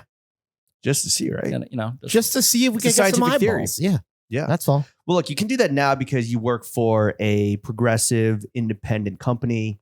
that's right. Not really such was the case when you worked at a little outfit up in Bristol, Connecticut called ESPN. The worldwide leader. By Disney at that point, imagine. Always and forever. Yeah. At this point. Yeah. Mickey Bucks, baby. What was the best part about working for ESPN? And what was the worst part? So being worst part was you couldn't come on throwing fits. That's right. So we were chatting years ago, and you're like, I can't, bro. I work for So I will get fired. So the distinction was being full-time at ESPN. And I still do PTI Right. and Around the Horn. when you're but stoned. And we but love that. Allegedly, while Allegedly. I am, yeah. very, very high. But being a full-timer at ESPN, the greatest thing was that you would walk into any Disneyland or Disney World and they would say, hello, cast member, wow. when you walked in. So you're on the same level as Goofy? Correct. I was Rats and goofies. I dude. was among my people. I would walk in and it was like me and the guy who, is He plays Gaston. the backup Gaston. right. Yes. The understudy. Was that like, did you flex on your daughter? You're like, yeah, fucking. Yeah, did she get Welcome to Daddy's Did she get that world. big perk? Speaking of perks. We haven't broken the seal on Disney. No. She was too young at that point, but it is, you get like, So were you a Disney adult? Is that what I'm getting here? Like, you and your wife would go to Disney no, without sans kids? So I would go with my friends who are Disney adults. Oh, you But should cut those people out of I your life. would never be. A Yeah, Disney no, adult. for sure not. Yeah. Right, dude. I don't like Star Wars. That's for fucking nerds. Did you dude. do the around the world shit where you like have a drink at every country? Epcot style? We did not, but I have, because of them, I've become familiar with like the whole lore.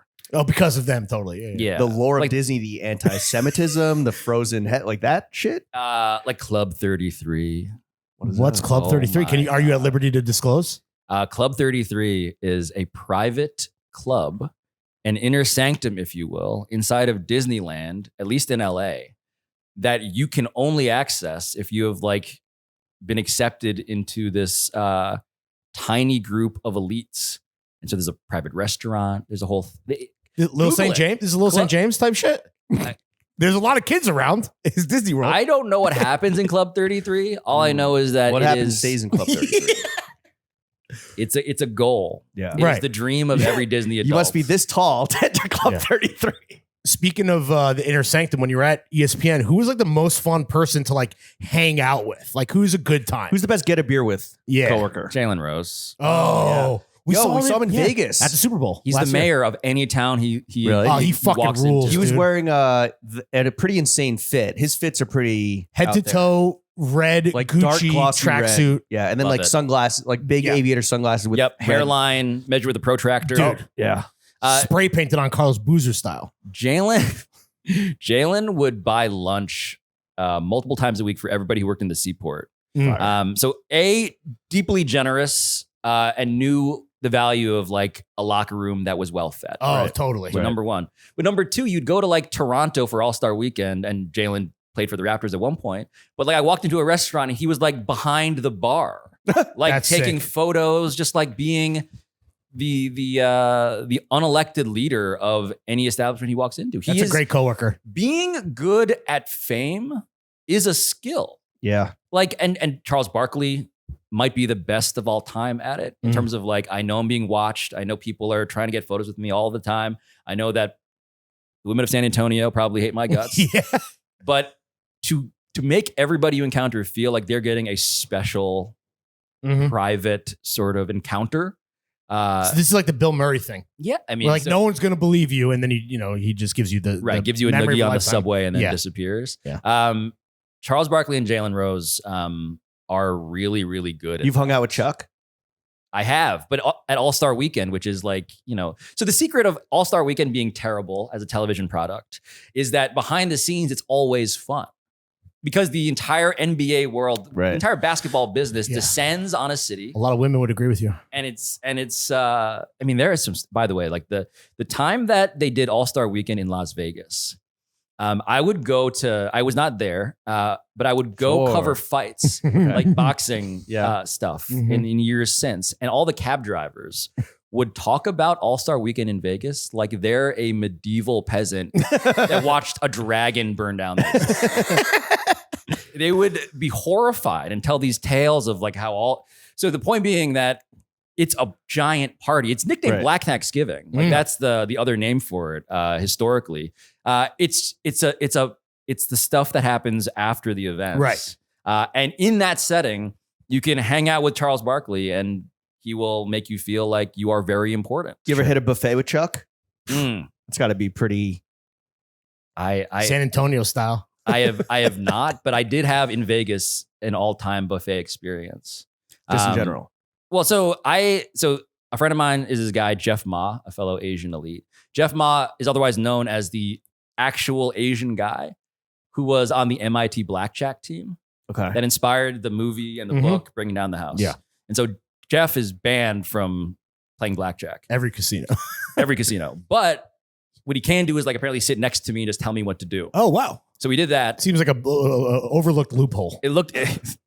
I was worried. I was worried and not sure that this would actually result in me leaving. Maybe the casino's just racist and they think he's just another Asian guy. So speaking of that, though, what happens is it turns out like in Vegas at these casinos, in the back rooms, there are Chinese buffets that are catering to the ultra wealthy whales. Wow. And all we had to do was walk in and be Asian. Right. Nobody asked. Yo, that's a whale. That's a whale. Yeah.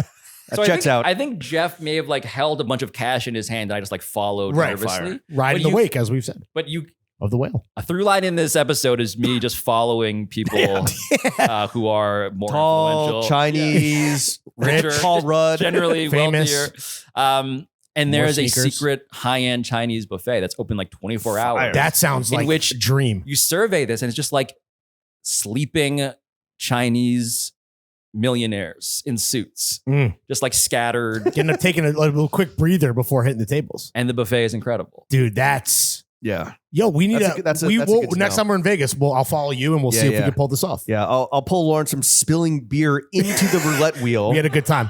Which happened. But we were also macro dosing mushrooms because it was helping our gambling. So, just watching TikToks like, wait, no, I think we're supposed to go up the middle here. Just menaces. Dude. You ever hit a strippy with any NBA players? Because that's got to be quite an experience. I have not. Okay. I have not. That's like seeing, Michelangelo paint the Sistine Chapel.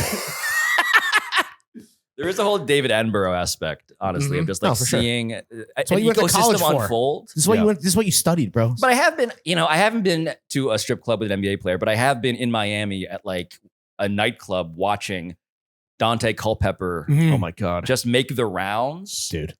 So you just like notice like Dante Culpepper. This is not a story in which you feel better for Dante NFL Culpepper. 2K, whatever. Is this like this happened recently, or this was like when he was in the league? No, this was retired Dante Culpepper. Yeah, maybe 5 or 6 years ago. He was working as a busboy, or it was confusing why we were perpetually encountering Dante Culpepper. Right. But it was just like he's the boogeyman of Miami. It felt absent him being actually lost and looking for his friends, which maybe that happened. It just felt like it's where you go as a retired athlete to feel like you're still in the game. You're still on the cover of NFL 2K, whatever. Yeah. Yes. Damn. Has Dante Culpepper making the rounds, clearing tables at 11? Is that like the saddest you've seen a retired player? Because for us, it's who do we see? We saw Ric Flair. Just fucking comatose at a steakhouse in Chicago, just like he's sadly shoveling steak. And his drink of choice was red wine and Red Bull. The Italian car bomb. And then anytime someone asked for a photo, he'd perk up, be like, woo, and then go back to just like drooling and putting. I had a different read on it. He seemed quite content. He seemed very sad. If not completely. Very sad and very brain dead. Yeah. So I have 2 stories that reminds me of. One is learning that Marshawn Lynch used to drink a shot of his own design. That was called Patrinacy. and it's what you imagine it to be. Right. Patron and Hennessy. Yeah. That's sort of the recipe. Pretty good. You should trademark that. The Brown Hulk. Wait, we want to find something out. Who's the bigger diva? Tony Kornheiser or Michael Wilbon? Ooh. Tony Kornheiser, I invited him to my wedding. Oh, He agreed to come. Uncle Tony. And? He did show up. Okay. And what he said was, I'm going to leave at 9:30. That's awesome. And he left at 9:29. Wow. Oh, a man of his word. Yeah. So the best, like he's my personal GOAT. What did he get Um, off the registry? Oh, yeah. I don't think he got us anything. He got What us the fuck? He got us his presents. He got us his presents. Yeah. And did he He Irish wore a black tie. It was a black wow. tie event. Yeah, yeah. Very, very fancy. Nice. And he showed up. No, and he shook me and my wife's hands, gave us a hug, and left. And that's not Irish exiting because he told you. Correct. That's just a straight up Tony Kornheiser exit, which is I told you I was leaving, and I'm leaving. That's awesome. Bye. Shout out your go, and a lot lot of people's go. Tony. Well, hey, is he has a correct. year. I don't know if you got married within the last year, but he has a year to get you a wedding present. Which I think you got married like 8 years ago or something. So, I'll Tony text him. Kornheiser, I will text him. the clock is ticking. That's incredible. What's something about Tony Reali that might surprise people? Ooh, Tony Reali wore black leather pants to my wedding. What? That's the most Italian shit I've ever heard of. Italian black tie is leather. Oh, he and no one. He was the MVP of the wedding reception How so? because he was dancing with every woman over the age of 50. Oh, dude, perfect Italian man. Does he have a type? And is it MILF? A woman over 50. A Filipino woman over 50. The type is anybody who can match his energy level, which turns out to be the woman who's holding the iPad filming my wedding. Wow. Wait, you hired an iPad to film your wedding? Oh, someone wielding an iPad? Come on, dude. By hire, I think it's more accurate to say welcomed my mom's friend who I didn't know, Right. who was taping the whole thing. They say you get on married an for your iPad. parents. It's for your parents. There were a lot of older Filipino people that I was very glad to have at the event that I did not Right. quite. What did he No wear to accompany to match the leather pants? What was his top?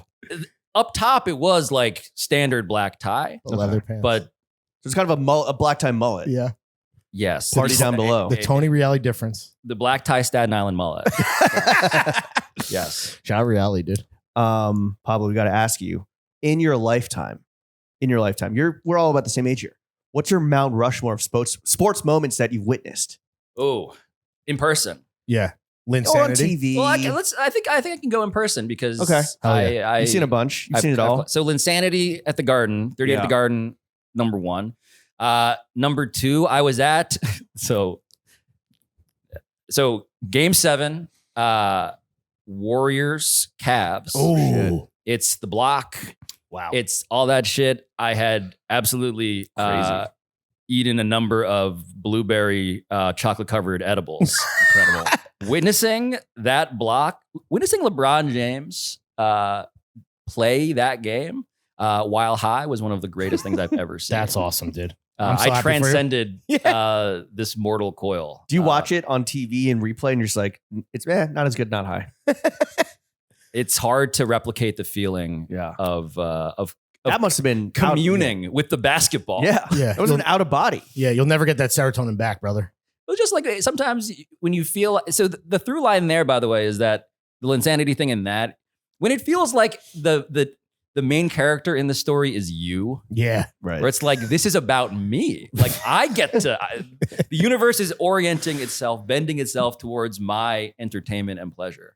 The opposite, but also I think on the Mount Rushmore of personal sports experiences was I covered the World Cup in Brazil Mm-hmm. Oh, shit. for ESPN. One of those trips where the global security, the Disney global security people put you into a meeting and they're like, here's a video, watch this video. And it's a video off of YouTube or something where someone gets fucking shot in an ATM. They're like, don't go to the ATMs. Produced Yeah. by James Dolan. So you get like a personal security, like GPS device, like a panic button. A tracker. They made us do all of that shit. At some point, I went to a hotel. It was like 11 cities. I went to a hotel, and in the backyard, there was a jaguar in a cage. It's like pacing back and forth Jeez. without like a discernible zookeeper. That Sure, was this wasn't the worrisome. Qatar World Cup? Qatar has, to clear the Brazil standard. Right.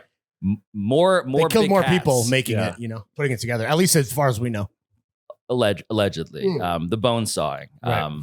of the region. But the event that I went to at the World Cup in Brazil was Germany 7, Brazil 1, I believe. Oh, no. So watching that Panic button fucking on in deck. Brazil, in Sao Paulo, was, look, I didn't have a horse in that race, but holy shit. That's crazy. That's an all-time beatdown. Out of body in the opposite. Yeah.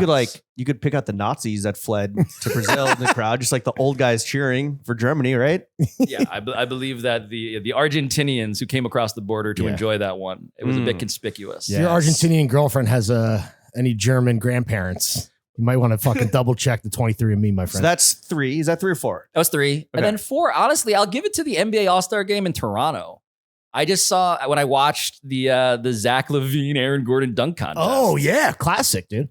I'm like, that's to me the greatest dunk contest of my conscious professional life. But in there, the worst, by the way, a bonus worst thing I ever attended. Sure, let's go. Was as a fan when I went to Game 5 of the World Series. When Judge dropped it. Yeah, I bought StubHub tickets for a lot of money. That was rough. And rode the roller coaster of, oh my God, it's all, again, I'm the protagonist of this. Right, Everybody's coming in. Everybody is coming in the clutch. We had some hope. It was incredible. Until the 5th. And then Aaron Judge drops it, and then all sorts of things happen that make you feel like you're being waterboarded. Yeah. And that sucked. That sucked a lot. And you spent your own money on that. It wasn't. I may or you may weren't not there have on expensed assignment. it. Oh, Because you know who threw out the first pitch that Who? night? James Dolan. Arguably the greatest pornography collector on planet Earth. Oh, Hideki. Wow. That's why part of why I went was to try and Just Is that the best perk of the job? Is that you can expense going to watch sports? absolutely. You can expense like your Red Zone and MSG package. Part of beyond that, part of what my job actually is to like follow my curiosities. And so plausibly, I'm curious about quite a bit. Curious about Does dinner. weed improve my performance? Pablo's gonna find out. We did an episode where we taste tested athlete weed brands. Oh yeah, with What was Katie the Nolan best? and Dan Soder, Gary Payton. The glove. Gary Payton. Smoking on the glove pack. Just Can the repeat gold that joke. standard. Yeah. But we absolutely expensed all of those strains. Of course. Magic John Stone, we expensed that. That Mike Tyson strain. Oh, The knockout strain. Yeah, we How's expensed that? that. Where the It was- gummies are in the shape of ears, right? Yeah, we didn't do the gummies because that was Yeah. too much. But the weed was okay. All right. It wasn't as yeah. Quiz about sports movies. What's on your Mount Rushmore sports movies? Mm. Cinema. Ooh. I mean, to be a Criterion Collection snob. Let's go, baby. That's why I'm here. Like Raging Bull. Woo. Like the cinematography. Black and white, De Niro. Pesci. Yes, just like violence depicted artistically. Domestic violence. Yeah. Also. Yeah, I mean, Specifically. yeah. Yes, He was a rager. A real rager. correct. I think I'm going, again, the critics pick, I'm going Raging Bull. But the movie that I still, by the way, Field of Dreams, I never really got it. Are you guys, do you guys have It's genuine been- nostalgia for? No, it's No. I like the natural. I thought prefer the natural. I thought the Field of Dreams field that they Yes. played a game and that was cool. That was awesome. We did an episode with Mike Schur, who attempted to create a Field of Dreams series for Hulu, in which he rebuilt an entire baseball field in Iowa. Did they come? Did they? Did Hideki Matsui come? If you build it, they will bust. Did he get picked up? Did the series get picked up? The show was canceled in production. Nah. But there is this field that just exists, this high-end baseball field. But in that's not Iowa. where they play the Field of Dreams game at? Correct. It's Different. so there's two. There are two fields in Iowa, presumably, that are. I'd rather watch Angels in the Outfield than Field of Dreams. Yeah, I like, to me, my nostalgia, like Rookie of the Year. Rookie of the Year is awesome. I enjoy. We're of that age. Fucking for what's sure. his name? Gary Busey, baby.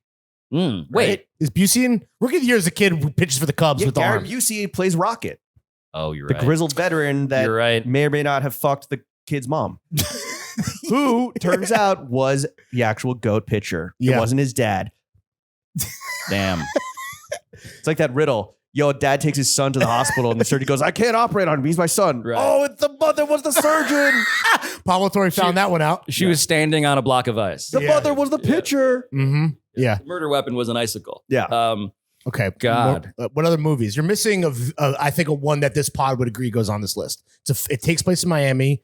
It is a football movie, and they scratch and they claw for every inch. Oh, I mean, look, any given Sunday, someone's eyeball pops out. Lawrence Taylor. I appreciate that. So one of my favorite things an athlete has ever said, retired or active, was when Ray Lewis gave a speech that culminated in how football games prevented, quote, what we call crime. Mm-hmm. A murderer said that. So, alleged. But when you meet enough football players, you realize that there is like a Shakespearean drama that they are waiting, a monologue they're all waiting to deliver. Football players specifically. Yes. Because they might plausibly die. Yeah. Booby don't lift. Counterpoint, Marvin Harrison, man of few words, also an alleged murderer. I'm not going to weigh in on that. The Al Pacino speech in Any Given Sunday, if you're at the afters, you do Linsanity into that. Oh my goodness. 1-2 punch. All-timer. The inches we need are everywhere around us. Yeah. It's also Hideki Matsui knows how to get those inches. Oh, yes, Hideki Matsui, just like Willie Beeman, keeps him creaming, dude. Yeah. All right. Is that on your Mount Rushmore? We got Rookie of the Any Year. Given Sunday's on there. Any Given Sunday. Raging Bull. How did Cool Runnings age? I don't know. Probably pretty well. Based on a true story? Is it? Yes. Yes. There's a Jamaican bobsled Fuck team. the Swiss. Wagwan, it me brother. Eins Flyns. Mighty Ducks. Oh, so D2. Rudy. So D2. D2. So I just Knuckle Puck, baby. D2 caused me to buy rollerblades. Ooh. wow. You know, everyone fucks with the Lithuania 92 The tie-dye jerseys. Grateful Dead. Yeah. style What about the thing. Trinidad and Tobago jerseys in D2? Yes. Those are flames. Yes. sick. Yes. Is that Greenland, Iceland? Is that one D2? Or is that the Greenland Junior has Olympics? lots of ice. Yeah, okay. Let's Right. go shake the Hans. Yeah. Um, Great villains. But Keenan Thompson, like whomst among us did not try to shoot a knuckle puck Oh, Come on, dude. and then realize this Physics. Yeah. doesn't quite add up. Yeah. But D2 might be. I think D2 is the movie that left the biggest imprint on me at the time. You and a of generation watching of people, Yeah. for sure. Woo woo, Bash- Kenny Woo. Yeah. Woo, Kenny Woo, bro. Hell yeah. Damn. The Bash Brothers. Yes. Dean Portman. Who's that? One of the Bash brothers. Okay. Dean Oh. Portman. Julie the Cat Gaffney. Gaffney. Yeah. Hans, the Where are they in the Coach- Four Coach Nations Cup? Bombay's- Yes, his Nordic Who the fuck was that guy? coach guy who had a twin brother. Yeah. He was just sharpening blades up in Finland. Yeah. Yep. Well, Deus Ex Speaking of Machina for you. movies, Pablo, do you consume Barstool sports content? On social, I Yeah. do. I pay attention. What do actual sports journalists think of Dave Portnoy? I think he is a terrifying figure who can summon an army Yeah. to Weaponizing either, to boost the social media. meme coin, to Yeah. attack your friends, to Mhm. weigh in. Like, I think that in the way that, like, and this is a compliment, honestly, like, I think of him the way I think of Trump, which is he's really compulsively watchable. Yeah. Facts. And you guys work there, right? Yeah. What's Yes. yours? So what's He's so, a more normal guy in person. Well, this was also per my like experience. 7 years ago. You know, he's definitely maybe turned the corner. Let the record reflect. Yeah. sure. Maybe 5 years ago. But I'm saying, like, but who's counting? yeah, you know, this is before Barstool, I think, really They became just like moved the to New York. cultural force that it is Sure. now. And that he has become like the cult of personality and like personality that he is now. Yeah. So I don't know what he's like now. We don't know what he's like now. Yeah. Richer. He's much Richer. Definitely richer. Yeah. Look, I think that with him, He has sex like Craig Biggio. That's right. Stanced. My man was stanced up. Like this, you know, just Shannon Sharping his way like Craig Yeah, Biggio. he pulled an unk on that one. I think For sure. he is like he's living in the right era. Yes. Oh, he was born in the right era for sure. Like everything that I see him getting into, I'm like, yes, he would be good at that. He would be good at crypto, sports gambling, creating reality television Yeah. out of a crew of otherwise, like in a different era. Like, for sure. what Barstool's figured out is what I think everybody is trying to do, which is how do you get people to consume your shit because they're invested in you as a character. Mm-hmm. So you can go and create a contest in which you guys are, shooting free throws for 24 hours, but because you're invested in these characters, you want. So look, the strategy of like what he's built, I respect. Yeah. The stuff he actually chooses to weigh in on and support and attack, I'm like, not for me. Right. Yeah. Opt Not out. for me. And at the same time, I also understand that like, It's entertainment. It's professional wrestling. So what he's figured out, again, in the Trump way, I'm like, look, have I watched more pizza reviews than my politics would suggest? Absolutely. Yeah. There was a morbid curiosity to like, what is this? Why am I enjoying this despite everything else I know about this guy? He puts asses in seats and slices in gullets, man. He saved how many fucking small businesses? Look, I'm not even gonna fact check whatever he's doing. I'm just saying, like, I will click. And then hopefully seek some sort of spiritual atonement on a podcast with two of his former employees. Yeah. Yeah. As you have. Are you yourself? Are you good at sports or are you 100% nerd? I am probably 90% nerd. Okay. Do Which you play anything at Regis? I retired in 8th grade after playing CYO basketball, Catholic Youth Organization basketball. I was the captain of a varsity sport in high school, the varsity Math team? debate team. Okay. Gotcha. Champion. Okay. That's right. New You're York a State master champions. debater. New York State champions. You get like a Letterman jacket for that? We did not, although I did call our debate coach. Nice. And I still do to this day. That's cool. They haven't made any movies about debate teams, have they? I guess like Spotlight. Stand and Deliver? I don't know. I think there's room for the culture of. What about a spelling bee movie? That'd be sick. Well, has there been a good doc? There's been a good. I think there's Oh, been a yeah, 30, yeah, I think for there's been a sure. 30 for 30 on that. As a 30 for 30s mini or something. Broke. Yes, that's right. A Pablo Torre joint. Yeah, what's it like to have a movie, a documentary called Broke named for your work? Yeah, bro. That's another L for you. Yeah. So Billy Corbin, who directed that, who's also done Cocaine Cowboys Oh, and nice. You, and he's amazing. A sunny place for shady people. That's right. The first time I joined ESPN. The first thing I worked on was Broke. The story I did for Sports Illustrated was, I think, the most popular story on SI.com, which spoke less to my like journalistic revelations, although maybe you could argue there were some. It was mostly that people wanted to click on this shit. You put a guy in jail, dude. You're a snitch. He deserved it. I hope that guy does not listen to this show. Oh, he does. He hates you. I hope he's not out of jail. He probably, I wonder, it was a felony conviction, right? Yeah. So this guy who ran this company, Triton Financial, the reporting in the story like resulted in him going to prison because he was scamming athletes. You don't keep tabs among on him? others. Yeah, he's your number one op, dude. Fuck. Or you're his number one op. I've been misranking my ops. Yeah. Who was formerly your number one op before this guy that's going to come kill you? So it was Vivek Ramaswamy. Oh, yeah. We can all Mr. agree. Pick Me Loser himself. Speaking, just somebody who is trying to be a real American while also occasionally revealing that he mostly condescends and has no respect for the audience that he's cultivating. When you were classmates with him at Harvard, was he wearing oversized shoes then to give the false impression that he has a giant cock? A hammer. I wasn't paying attention so much to the shoes. I was paying attention to the way that he would raise his hand in class, which was in the shape of a V. Yeah. What? Can you? No, can it you- was like this. It was like a. Was it for like the Vec's turn? That's personal branding, dude. Vec's got 101. something to say. He was that, but Why do you bully his ass? he was. So Vivek Ramaswamy, beyond being a guy who in college was rapping, That's he was had he a raping? rap. He was rapping. He was definitely rapping. Yeah. But his alter ego was called Davek. Oof. So when kinda you see hard. that video of him, rapping Eminem at the Yeah. Iowa caucus or whatever, Yep. like it came from a place of years and years and years of doing that. What a loser. So you must be loving the public fucking downfall. As much as I can, while also recognizing that he's only become more influential. Okay. Yeah. So that him getting like basically defenestrated out of the White House, The and administration, Doge, and now like running for governor in Ohio, I have enjoyed. Because the whole thing he did with the H-1B visa stuff, which is a brief recap, was simply that he accidentally revealed his true feelings. Yeah. And he was like, American Whoopsie. culture worships the quarterback and the prom king. And he said one of the most insane things a Yeah, politician has ever full said, nerd. which is that we didn't respect Urkel enough. Yeah, dude. We were a nation of Stefan Urkels. stands. Stefan Yeah. Urkel stands. Yeah. And he didn't say by, again, he also totally misread what Boy Meets World was about. He did perjure himself though as like a no pussy getting nerd, which you can't do. No one wants to have a beer with that guy.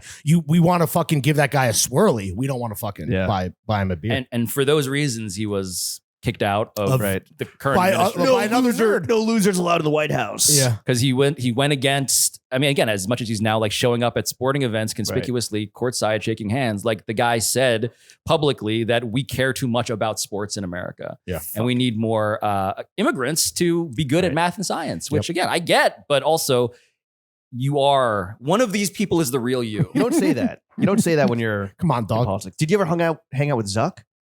I was the 199th person to join Facebook. Congrats. Did you vote on that when it was a hot or not thing? Did you vote? Oh yeah, dude. No, but Priscilla You respect Chan- all women. Yes, and one of the women who I respected, I haven't talked to her in forever, was his wife, Priscilla Chan, who lived in my freshman dorm, Oh, nice. which is why I joined. And the only reason I know I was 199 was because the URL for your profile was the number you joined the site back when there were like 500 people who were on it. Are you and Zuck Eskimo bros? That'd be sick. Hey yo. Confidently, the answer is no. Okay. You wrote while at Harvard. You wrote your thesis on child murderers. You must have been very fun at parties. Yeah. I was waiting for you guys to bring up my The thesis? What was more painful, researching the murder of children or the fits at Harvard? There was a point during the Harvard like academic calendar where before finals everyone would go streaking. Yeah. So when you mentioned like fits, like the most notable thing about like wardrobe was that most everybody, I didn't. There are no photos of this, just in case you were wondering. Although you are very comfortable on the penis. Correct. Correct. No grew up around insecurity it. at all. Yeah. Right. But it would be all the Harvard students, streaking, throwing off their clothes, and then all of the tourists photographing them. That sounds illegal. You would think so. Sounds like something Hideki Matsui would love. Yeah. His favorite genre of porn is just Nubile street. It's just Harvard teens. streakers before finals. So you don't remember the quality or lack thereof of the fits. Oh, no. You know, you're thinking of the complete lack thereof. But in terms of like fashion, like I didn't. So I grew up again, like all boys Catholic school, all scholarship school, nerd school in New York City. Yeah, but also you grew up as a city kid, right? And so when I got to Listen to rap, like being in the fucking cultural center of the world. Hitting up liking- Yellow Rat Bastard with James. Yeah. So when I got a taste of, which I didn't really know before, was what it meant to be like an elite WASP.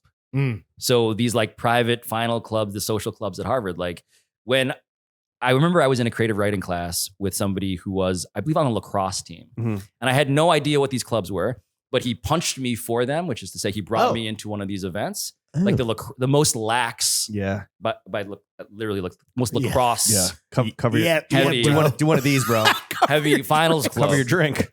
I just remember encountering, like these kids all went to boarding school. Right. This is what, and so that whole like, again, I've since become genuinely like interested and impressed in some ways by like the whole like the Take Ivy sort of like, Yeah. like it Oh, look, originated on these campuses. it's the Winklevosses. Yeah. The Winkle So Vibe. one of the first people I interviewed as a sports writer at Harvard was the Winklevi because that's they right. were heavyweight Crewmen. Yes, like They were world-class Olympians. rowers. Yes. Olympians. What was it like to?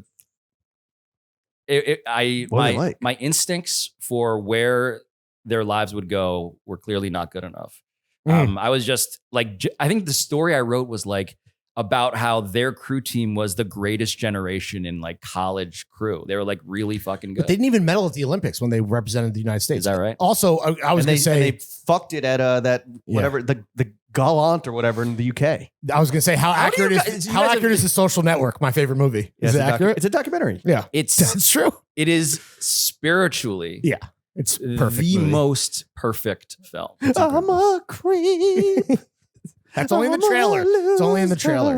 You're talking about the Henley Regatta. Is Yes, when that's right. They lose to Henley. It's the closest race I've ever seen. We lost to Jamaica. Yes. Callback. I love that movie.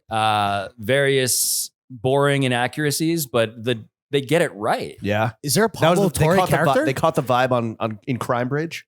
I believe that, again, what the Facebook was really about, which was a deeply power hungry and spectral would-be captain of industry, No pussy getting motherfucker. not getting enough pussy and creating a site that would allow such things, and then getting into a blood feud with the people he founded the company with.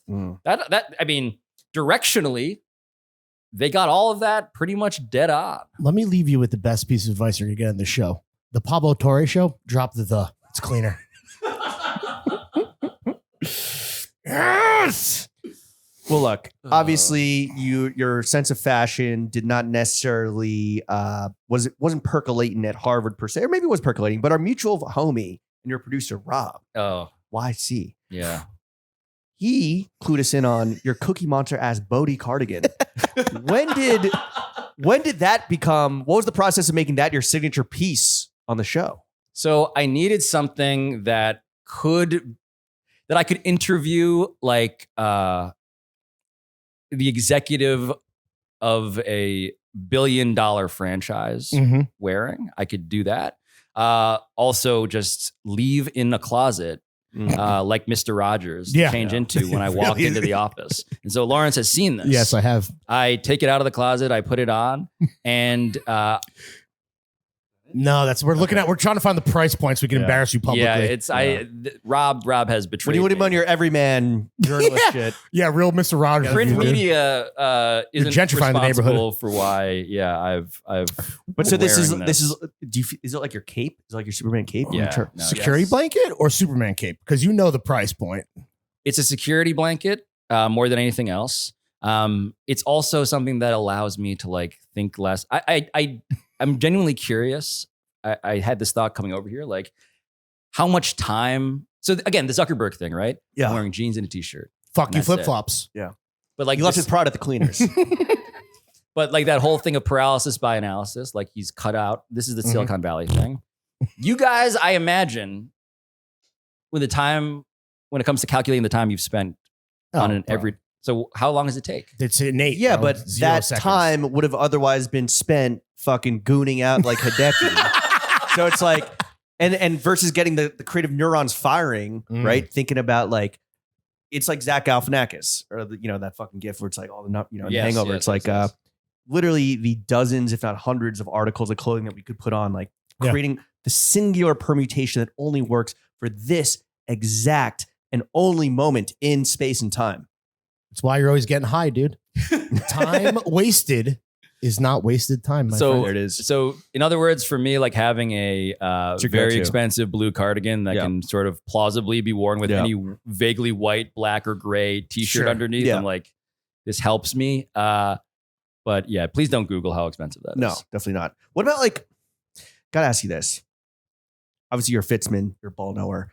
It feels like the current intersection of sports and fashion has both simultaneously never felt more prevalent, but also more seemingly forced. Yes. Transactional. How do you feel about like tunnel fits and collaborations and like all that shit? So I have two big takes about this. One is that I miss Pat Riley on a sideline. Oh, in the Armani and the Good George. Like, just go back and see what he was wearing. Yeah.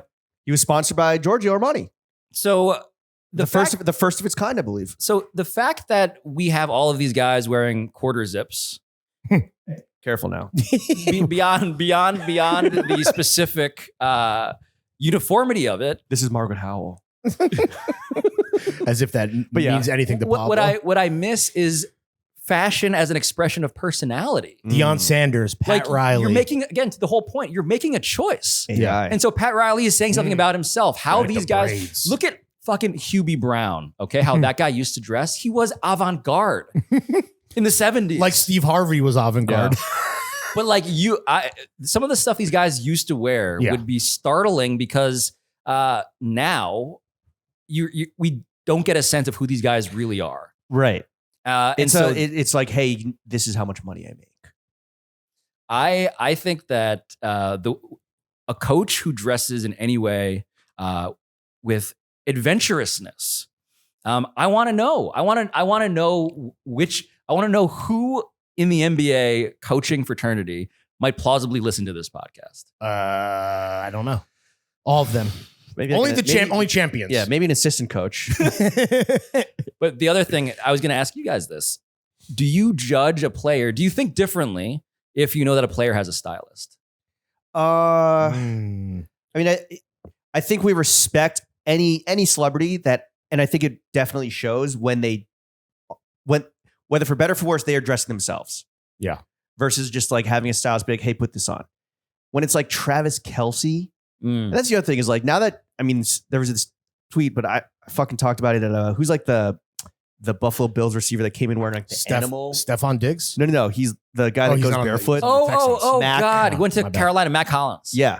And I was like, does he have to go home wearing that Muppet mask? And someone said that about Travis Kelce, where it's like, I know he feels like an asshole going home in that glittery red Amiri disco suit. Yeah. Amiri Right. suit. Yeah. Right.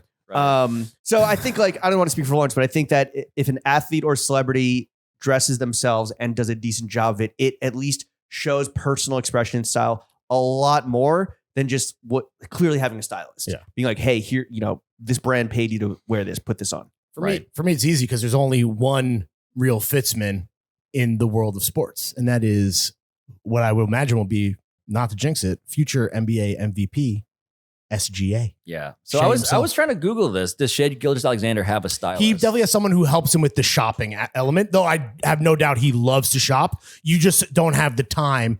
So they will help you with like, and a guy like Rocky or, I'm sure Tyler, even to some extent, maybe not so much Tyler because he really seems like he cares so much. But if you don't have the time, someone's going to help you with the style out, give you some photos. Absolutely. There was just a great article in GQ today about how Rocky kind of did this with his stylist, our friend Matthew Henson, for his trial, where it's like, I got bigger shit going on, but like, I'm not going to look bad. Right. And it's still the difference between like wearing something and being told to wear something is like, you still make it your own.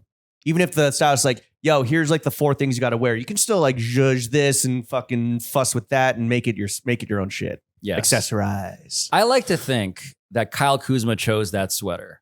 Okay.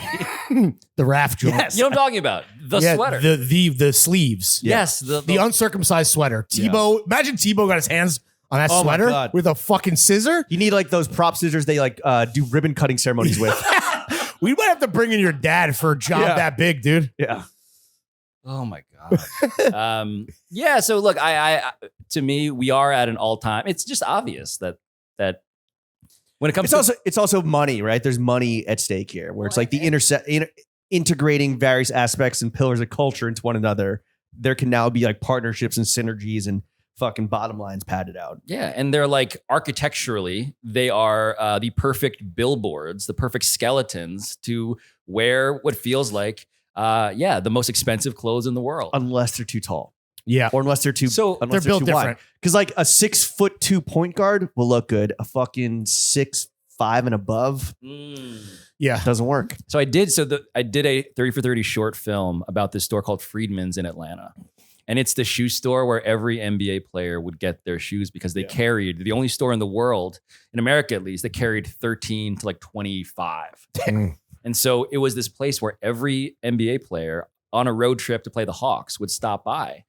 And so Shaq and but the point being that where you got to kill a whole crocodile or alligator for one shoe type shit. Genuinely, this was a store, a family-owned store that must have been the national leader in just yardage of crocodile skin. The worldwide leader. Yes. The real crocodile hunter. To make the point though that at a certain height, it's actively inconvenient to get stuff. Gotta go that is custom. made You for gotta you. go custom. Yeah. But no, we're living at an all-time. We're living during peak sports fashion when it comes to the player and the tunnel stuff. My only concern is how synthetic it does 100%. It already is. It's all about expressing personality. Like if you, it's a branding exercise now. It's a shame, but is this just spawn con is always the thought I have. Yes. Like, yes, it is. like a truly viral tweet anymore. Like, because it's monetized. Yeah. I'm like, the only true tweets that impress me because of their virality are the ones that are not monetized. Well, the first 2 things you got to ask are, is this AI? Was this staged? John Rocker, Patrick Mahomes Sr. Like that's so obviously fucking staged. By the way, Drake throwing the fucking slide at I a know. drone, so I was like immediately staged. Do you think that was staged? You can see the drone operator in the reflection of the mirror. Oh, God damn it. I fell for it. God damn it. Big Scorpion got me again. but the idea that Patrick Mahomes' dad and John Rocker would then go fight in a barstool sanctioned boxing Right. match. I mean, that's kind of awesome. They kind of killed that, though, literally. What happened? I'm saying they killed that. Yeah. They crushed sold it. the hell out of it. Man, Yes. I got my friend a John Rocker cameo, and I tried to bait him so badly, and he did not take the bait. I bought a friend a George Santos cameo, and nothing has aged poorly more quickly. Just Did like that cost more or less than the Bode cardigan? less. Speaking of things that are going to age poorly. Yeah. But just like the novelty was over within 5 minutes of receiving it. Right. Just like, oh, I am the problem. Yeah. That's Actually. the fleeting nature of the cameo as gift to some extent, you know. Speaking of cost, how much money do you make, Pablo? Mm. There we go. I make good money. How many Bode cardigans can you buy in a year? So I own 3 of them. Wow. I have the same- rotation. No, I have the blue. Mm-hmm. I have a navy, and I have like a maroon. You're not joking. thing. You're being no, serious. I have 3. Wow. 3 of these cardigans. You got to like tie them up like the Crip and Blood flags. Or wear them all at the same, or wear them at the same time, like Lil Yachty on Right. the Yes, on Club Shay Shay. Got it. I make enough such that I don't regret not becoming a doctor Okay. or Are a you lawyer, making- which I took the fucking LSAT. I'm so glad I didn't actually go through with that. Are you making more than a GP right now? What's a GP make? General practitioner? Oh, what do they make? I don't know. I'm competitive. I would say I'm competitive with a GP. We'll pull that up for you so we can get an accurate figure. A general practitioner According to Google in New York AI. City, on average, makes just a touch over $200,000 a year. Oh yeah. Oh, Pablito. Come on. Let's but like, go, baby. but like a chief of surgeon, maybe not so much, right? Oh, now we're okay. We're gonna try to get a range here. Price compare. What about partner at a law firm? That's just chief of surgery, up to $35,000 to $671,000. So you're in that range, I probably, would right? say I'm probably at the level of like a really good plastic surgeon Nice. in a not popular city. Okay, so whatever Tom Brady's guy's making, this guy's making. In Cleveland, Ohio, Yeah, what do you exactly. like to, okay, besides Bode cardigans, marijuana, Disney World. Disney World, and your family, what do you like to spend your hard-earned money on? I go out to eat. Yeah? Yeah. What's hitting right now in New York? Look, I am lucky enough to be compromised by having people that I maybe won a Family Feud episode with. Like David Chang was on my team. Oh, And so- nice. And so I went to Noodle Bar recently, and Noodle Bar still hits, guys. Guess what? Momofuku Noodle Bar in the East Village. Still Spoiler great. Yo, you got to go to Still great. the new I Momo. know. Although it's more of a bar with snacks. So Co was my favorite place because of Co Bar. Mm. That you pull the drawers out, there'd be like hiding forks and Yeah, knives. yeah, You yeah. can get off of the 3-hour tasting menu. You can Yeah. get it up front. Yeah. It was the best. And so when they announced that it's closed, I was bummed. When they announced that it's reopening and they're specializing in Jamaican beef patties, That Mm. chef is supposed to be fucking fire. I could not be more excited. I am a patty appreciator. The bobsled team, Right. Yeah. to bring it full circle here. Yeah. I am somebody who believes that. Oh, no, I believe that in this case, it's genuinely a guy who is not mining the culture of beef patties. Like this is, He is Jamaican. he is the master of that. Yeah. And like Hideki Matsui, you're a jerk enjoyer. Nice. Did you were you a little bummed when David tried to fucking sue the Chili Chili Crisp? Crisp folks? I talked to him at length about this, and I totally understood where he was coming from in the end. Really? As a cutthroat businessman? Because it turned again, there's a Google search here, but like the short of it is, in order to keep the license, you need to express a defense of it. Victim blaming. That's right. Okay. Got it. Cool. Yeah. All right. Got Must it. be nice to have friends in big places. A fellow podcaster, David Chang. That's Yeah. right. As a fellow podcaster, as someone making more than a general practitioner in New York City who has 3 Bode cardigans. Last time I counted, we have 0 between us. 0. Mm. We would love to ask you, Pablo. We'd love to find out. Mm. Does Pablo have any constructive criticism that you would like to give us? Wow. After 2 hours. Yeah, I've enjoyed asking you guys questions. So It's your job. my constructive advice is that you guys should be like puffing your chests out more about the expertise that you have about the subjects that may seem on their face like Don't matter. yeah. Things that people don't want to find out about. No, I mean I think it's adorable that you care what I think about NBA fashion. Yeah, But you're a ball knower, dude. And I've thought about it at length. Yeah. And I believe that the quarter zip again. Sorry, James. It's okay. It's Margaret Howell diffusion line. It's Margaret Howell for broke boys. He's wearing the Eli Manning collection. For Lululemon. Hey, what do you think of him getting snubbed for the Hall of Fame? That's our fucking boy. I know, that's fucking egregious, dude. So It's a 2-time Super Bowl MVP. Bullshit. With the 2 hardest Super Bowl wins ever statistically. I'm gonna tell you the most Filipino thing that I will say all day. Yeah. My dad's cousin was the nanny to Eli Manning's kids. Wow. She raised greatness. I'm just saying, my Tita Vicky may or may not be responsible for the well-being of The future. several scions of the Manning name. Right. Yeah. And I don't think Eli Manning knows this. He doesn't know his nanny's name. No. So Tita Vicky has told me that Eli was very kind and like driving her to church on some nice. Sundays. Hell And that's yeah. great. Before He wasn't busy. Maybe it wasn't on Sundays. It couldn't have been. He would have been, I guess, Maybe- out of when he's not in season. Sure, in the off season. Yeah. Maybe if he didn't drive my Tita Vicky to mass, he would be in the Hall of Fame. He should be. Right. Come on, dude. He was late to practice because of your fucking cousin. It's a funny thing to be a media member talking about Eli Manning, knowing that your Tita Vicky. Do you vote for any of these? I don't have a vote for the Hall of Fame, For but anything. Those are two players that are good at game casting, right? The fucking Manning cast. Manning but also cast, like baby.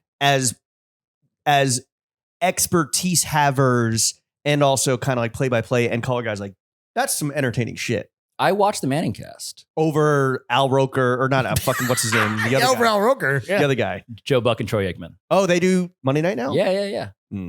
Joe Buck and Jay-Z, white Jay-Z. So maybe the greatest journalistic accomplishment of my life was me asking Troy Aikman if he knows. Oh, that's right. That was, yeah. That he is white Jay-Z. And he, quote, unquote, didn't get it. Oh, Like, he has heard it, right. but he like doesn't see it. Did you ask before or after part of my take also ask the same thing? Do you know? Yeah. I guess, you Was know what it I- is? If you get Troy in like, and you're a chill podcaster, you ask. I mean, it's undeniable. Yeah. yeah. Like people should continue to ask him. Also, Troy Aikman underrated as a fucking Texan stickman. Apparently, he was just slaying trim throughout the 90s. This is America's team. And people are like, oh, he's gay because he got married. He's like, no, my man was fucking tearing it up. being the quarterback of the Dallas Cowboys in the 90s When is you're good. like Yeah, when you're not Dak is Prescott. is basically an any given Sunday character. Yeah. He's creaming Troy Beeman, dude. Yeah. Something like It's that. Tony Romo no homo. We'll workshop it. Yeah, we'll keep going. Okay, so your constructive criticism is bang on our chest more. Yeah. Like the silverbacks of sports fashion we are. Silverbacks of the stew. Yeah. Look, I think that, again, I've enjoyed the interview. I just want more of your takes. Oh. You could, well, you one, you got to book James to fucking even the scales now. And then two, have us both on and we'll you could talk to us for as long as you want, baby. Yeah. Ooh. We got nothing but time. Yeah. That's not true. Should we, would it be a good, no. That's been the show, ladies. We could, now that you've kind of teased us. Yeah. With the little Matsui. Now that I've scooped myself on your podcast. Yeah, that's true. Yeah. But that's But going to hey, be a banger when it comes Have out. us on. Yeah, for we're that. always available for you, Pablo. I do. Goon Cave. As Goon Cave experts. So when I had Lawrence on to do the Athlete Scent episode, Yeah. it made me think, is there an episode in which we are effectively taste testing, smell testing, like athlete fashion? Brady brand. Michael there- Jordan apparel from back in the day. Who would be in that category that you would want to like, Yeah. you know, critique or test? I don't know. I mean, I'm trying to think like Like that, like a line. that. You're not talking about like a signature shoe, No. or like a I think like that. ideally there is like a Brady brand kind of an aspect where there is something about the product that says something about the person. Yeah. Well, we fuck with Brady brand. We wear Brady brand draws. Yeah, we do. Apparently, Ronaldo, Cristiano Ronaldo's all over Ronaldo, he's all over all this. he has Yeah. some shit. Same. Maybe Westbrook had a brand at one point. David Probably. Beckham had a brand. Steph Curry has a brand, right? Oh, Curry Brand, brand. right? But that's like on the level of Brady brand where it's like, it's all athleisure, dude. Right. It's all athleisure. I mean, with that said, like we would definitely have opinions. But yeah, I don't know, man. That's your job is to figure out what It's we're going to true. find out together. it's true. It's It's my job to focus the goonery. yeah, focus the Train it lasers of upon- goonery. You know what? Federer has had some stuff. I don't know if he still does with Uniqlo, and I guess Right. he kind of has On, Yep. right? He's like a founder of On. Again, athleisure. That's what we're talking about. Right. Yeah. The Michael Jordan high end, like they made like loafers, not just like it was like Jordan brand, and I forget what the line was called. That actually now, because of like this Y2K moment, how the trend cycles go, is like a cool, like if you know grail for people. Some of these footwear options that are not sneakers or hybrids of sneakers and loafers, and they're very interesting. I want to They're Prada-esque. I want to assign you guys to go confront Michael Jordan Okay. and ask him about his pants. oh, yeah. Does he feel sure. vindicated? Yeah, right. I mean, We've come all the way back around. I mean, Broken again, we always clock. come all the way back around when it comes to Yeah. pant size, but like, does he take any pride in being actually setting the trend. now in vogue? Again? Right. Yeah. Yeah. And his son doing cool drugs. So All right. that was my second enemy was Marcus Jordan Oh, why? and Larsa Pippen. So I had them. I had Marcus and both of them. Larsa together on the show. Oh, shit. And then they went and did an interview. The New York Post, there was a headline in which they called me miserable. Wow. They called you Yeah. Larsa and Marcus. Yeah. Because we, Typical jock versus nerd. I still think it's kind of underrated that Michael Jordan's son is or was dating Scottie Pippen's ex-wife. in some Gucci this flip-flops. is why we did the episode. Like quietly, the most fascinating story in sports was like relegated to the tabloid Sure. section, but in every way, like the Game of Thrones shit about Scottie Yeah. Pippen post Last Dance. Weirdly incestuous. Oh no, Scottie Pippen in the Last Dance felt so disrespected Yeah. by Michael Jordan, and then simultaneous to that, his ex-wife is dating Michael Jordan's fucking shithead son, Yeah. who then recently crashed his, I believe, a Lamborghini on a train track. It wasn't crashed, it just got stuck on the rails. Excuse me. It got stuck pointing the wrong direction on actual railroad tracks. All time, do you know who my father is moment. Yeah. Truly, like, and I say this, knowing the weight of where we are in our country, it made me glad for body cam videos. Say it with your chest, Pablo. Literally. All right, and on that note, Pablo Torre, where can the Plugs. kids follow you? What would you like to Outro. plug? Pablo Torre Finds Out is the show. It's on YouTube. It's a podcast also. Please subscribe. We talk about journalistic kegels over there. That's right. Yeah. Yeah. Wow. Big callback to 2 hours ago. All right. This has been another episode of The Only Podcast That Matters. Chef. Yeah. Thank you, Pablo. We Thank you, grew up Pablo. on you, bro. Chef. From TV to the stew. It's amazing how far we've come and how far you've fallen. It's an honor. It's an honor to To have pay fallen you this far. guys. It's an honor to pay you guys paywall premium subscription prices. We appreciate you, Pablo, for everything you do. Chef, take us out.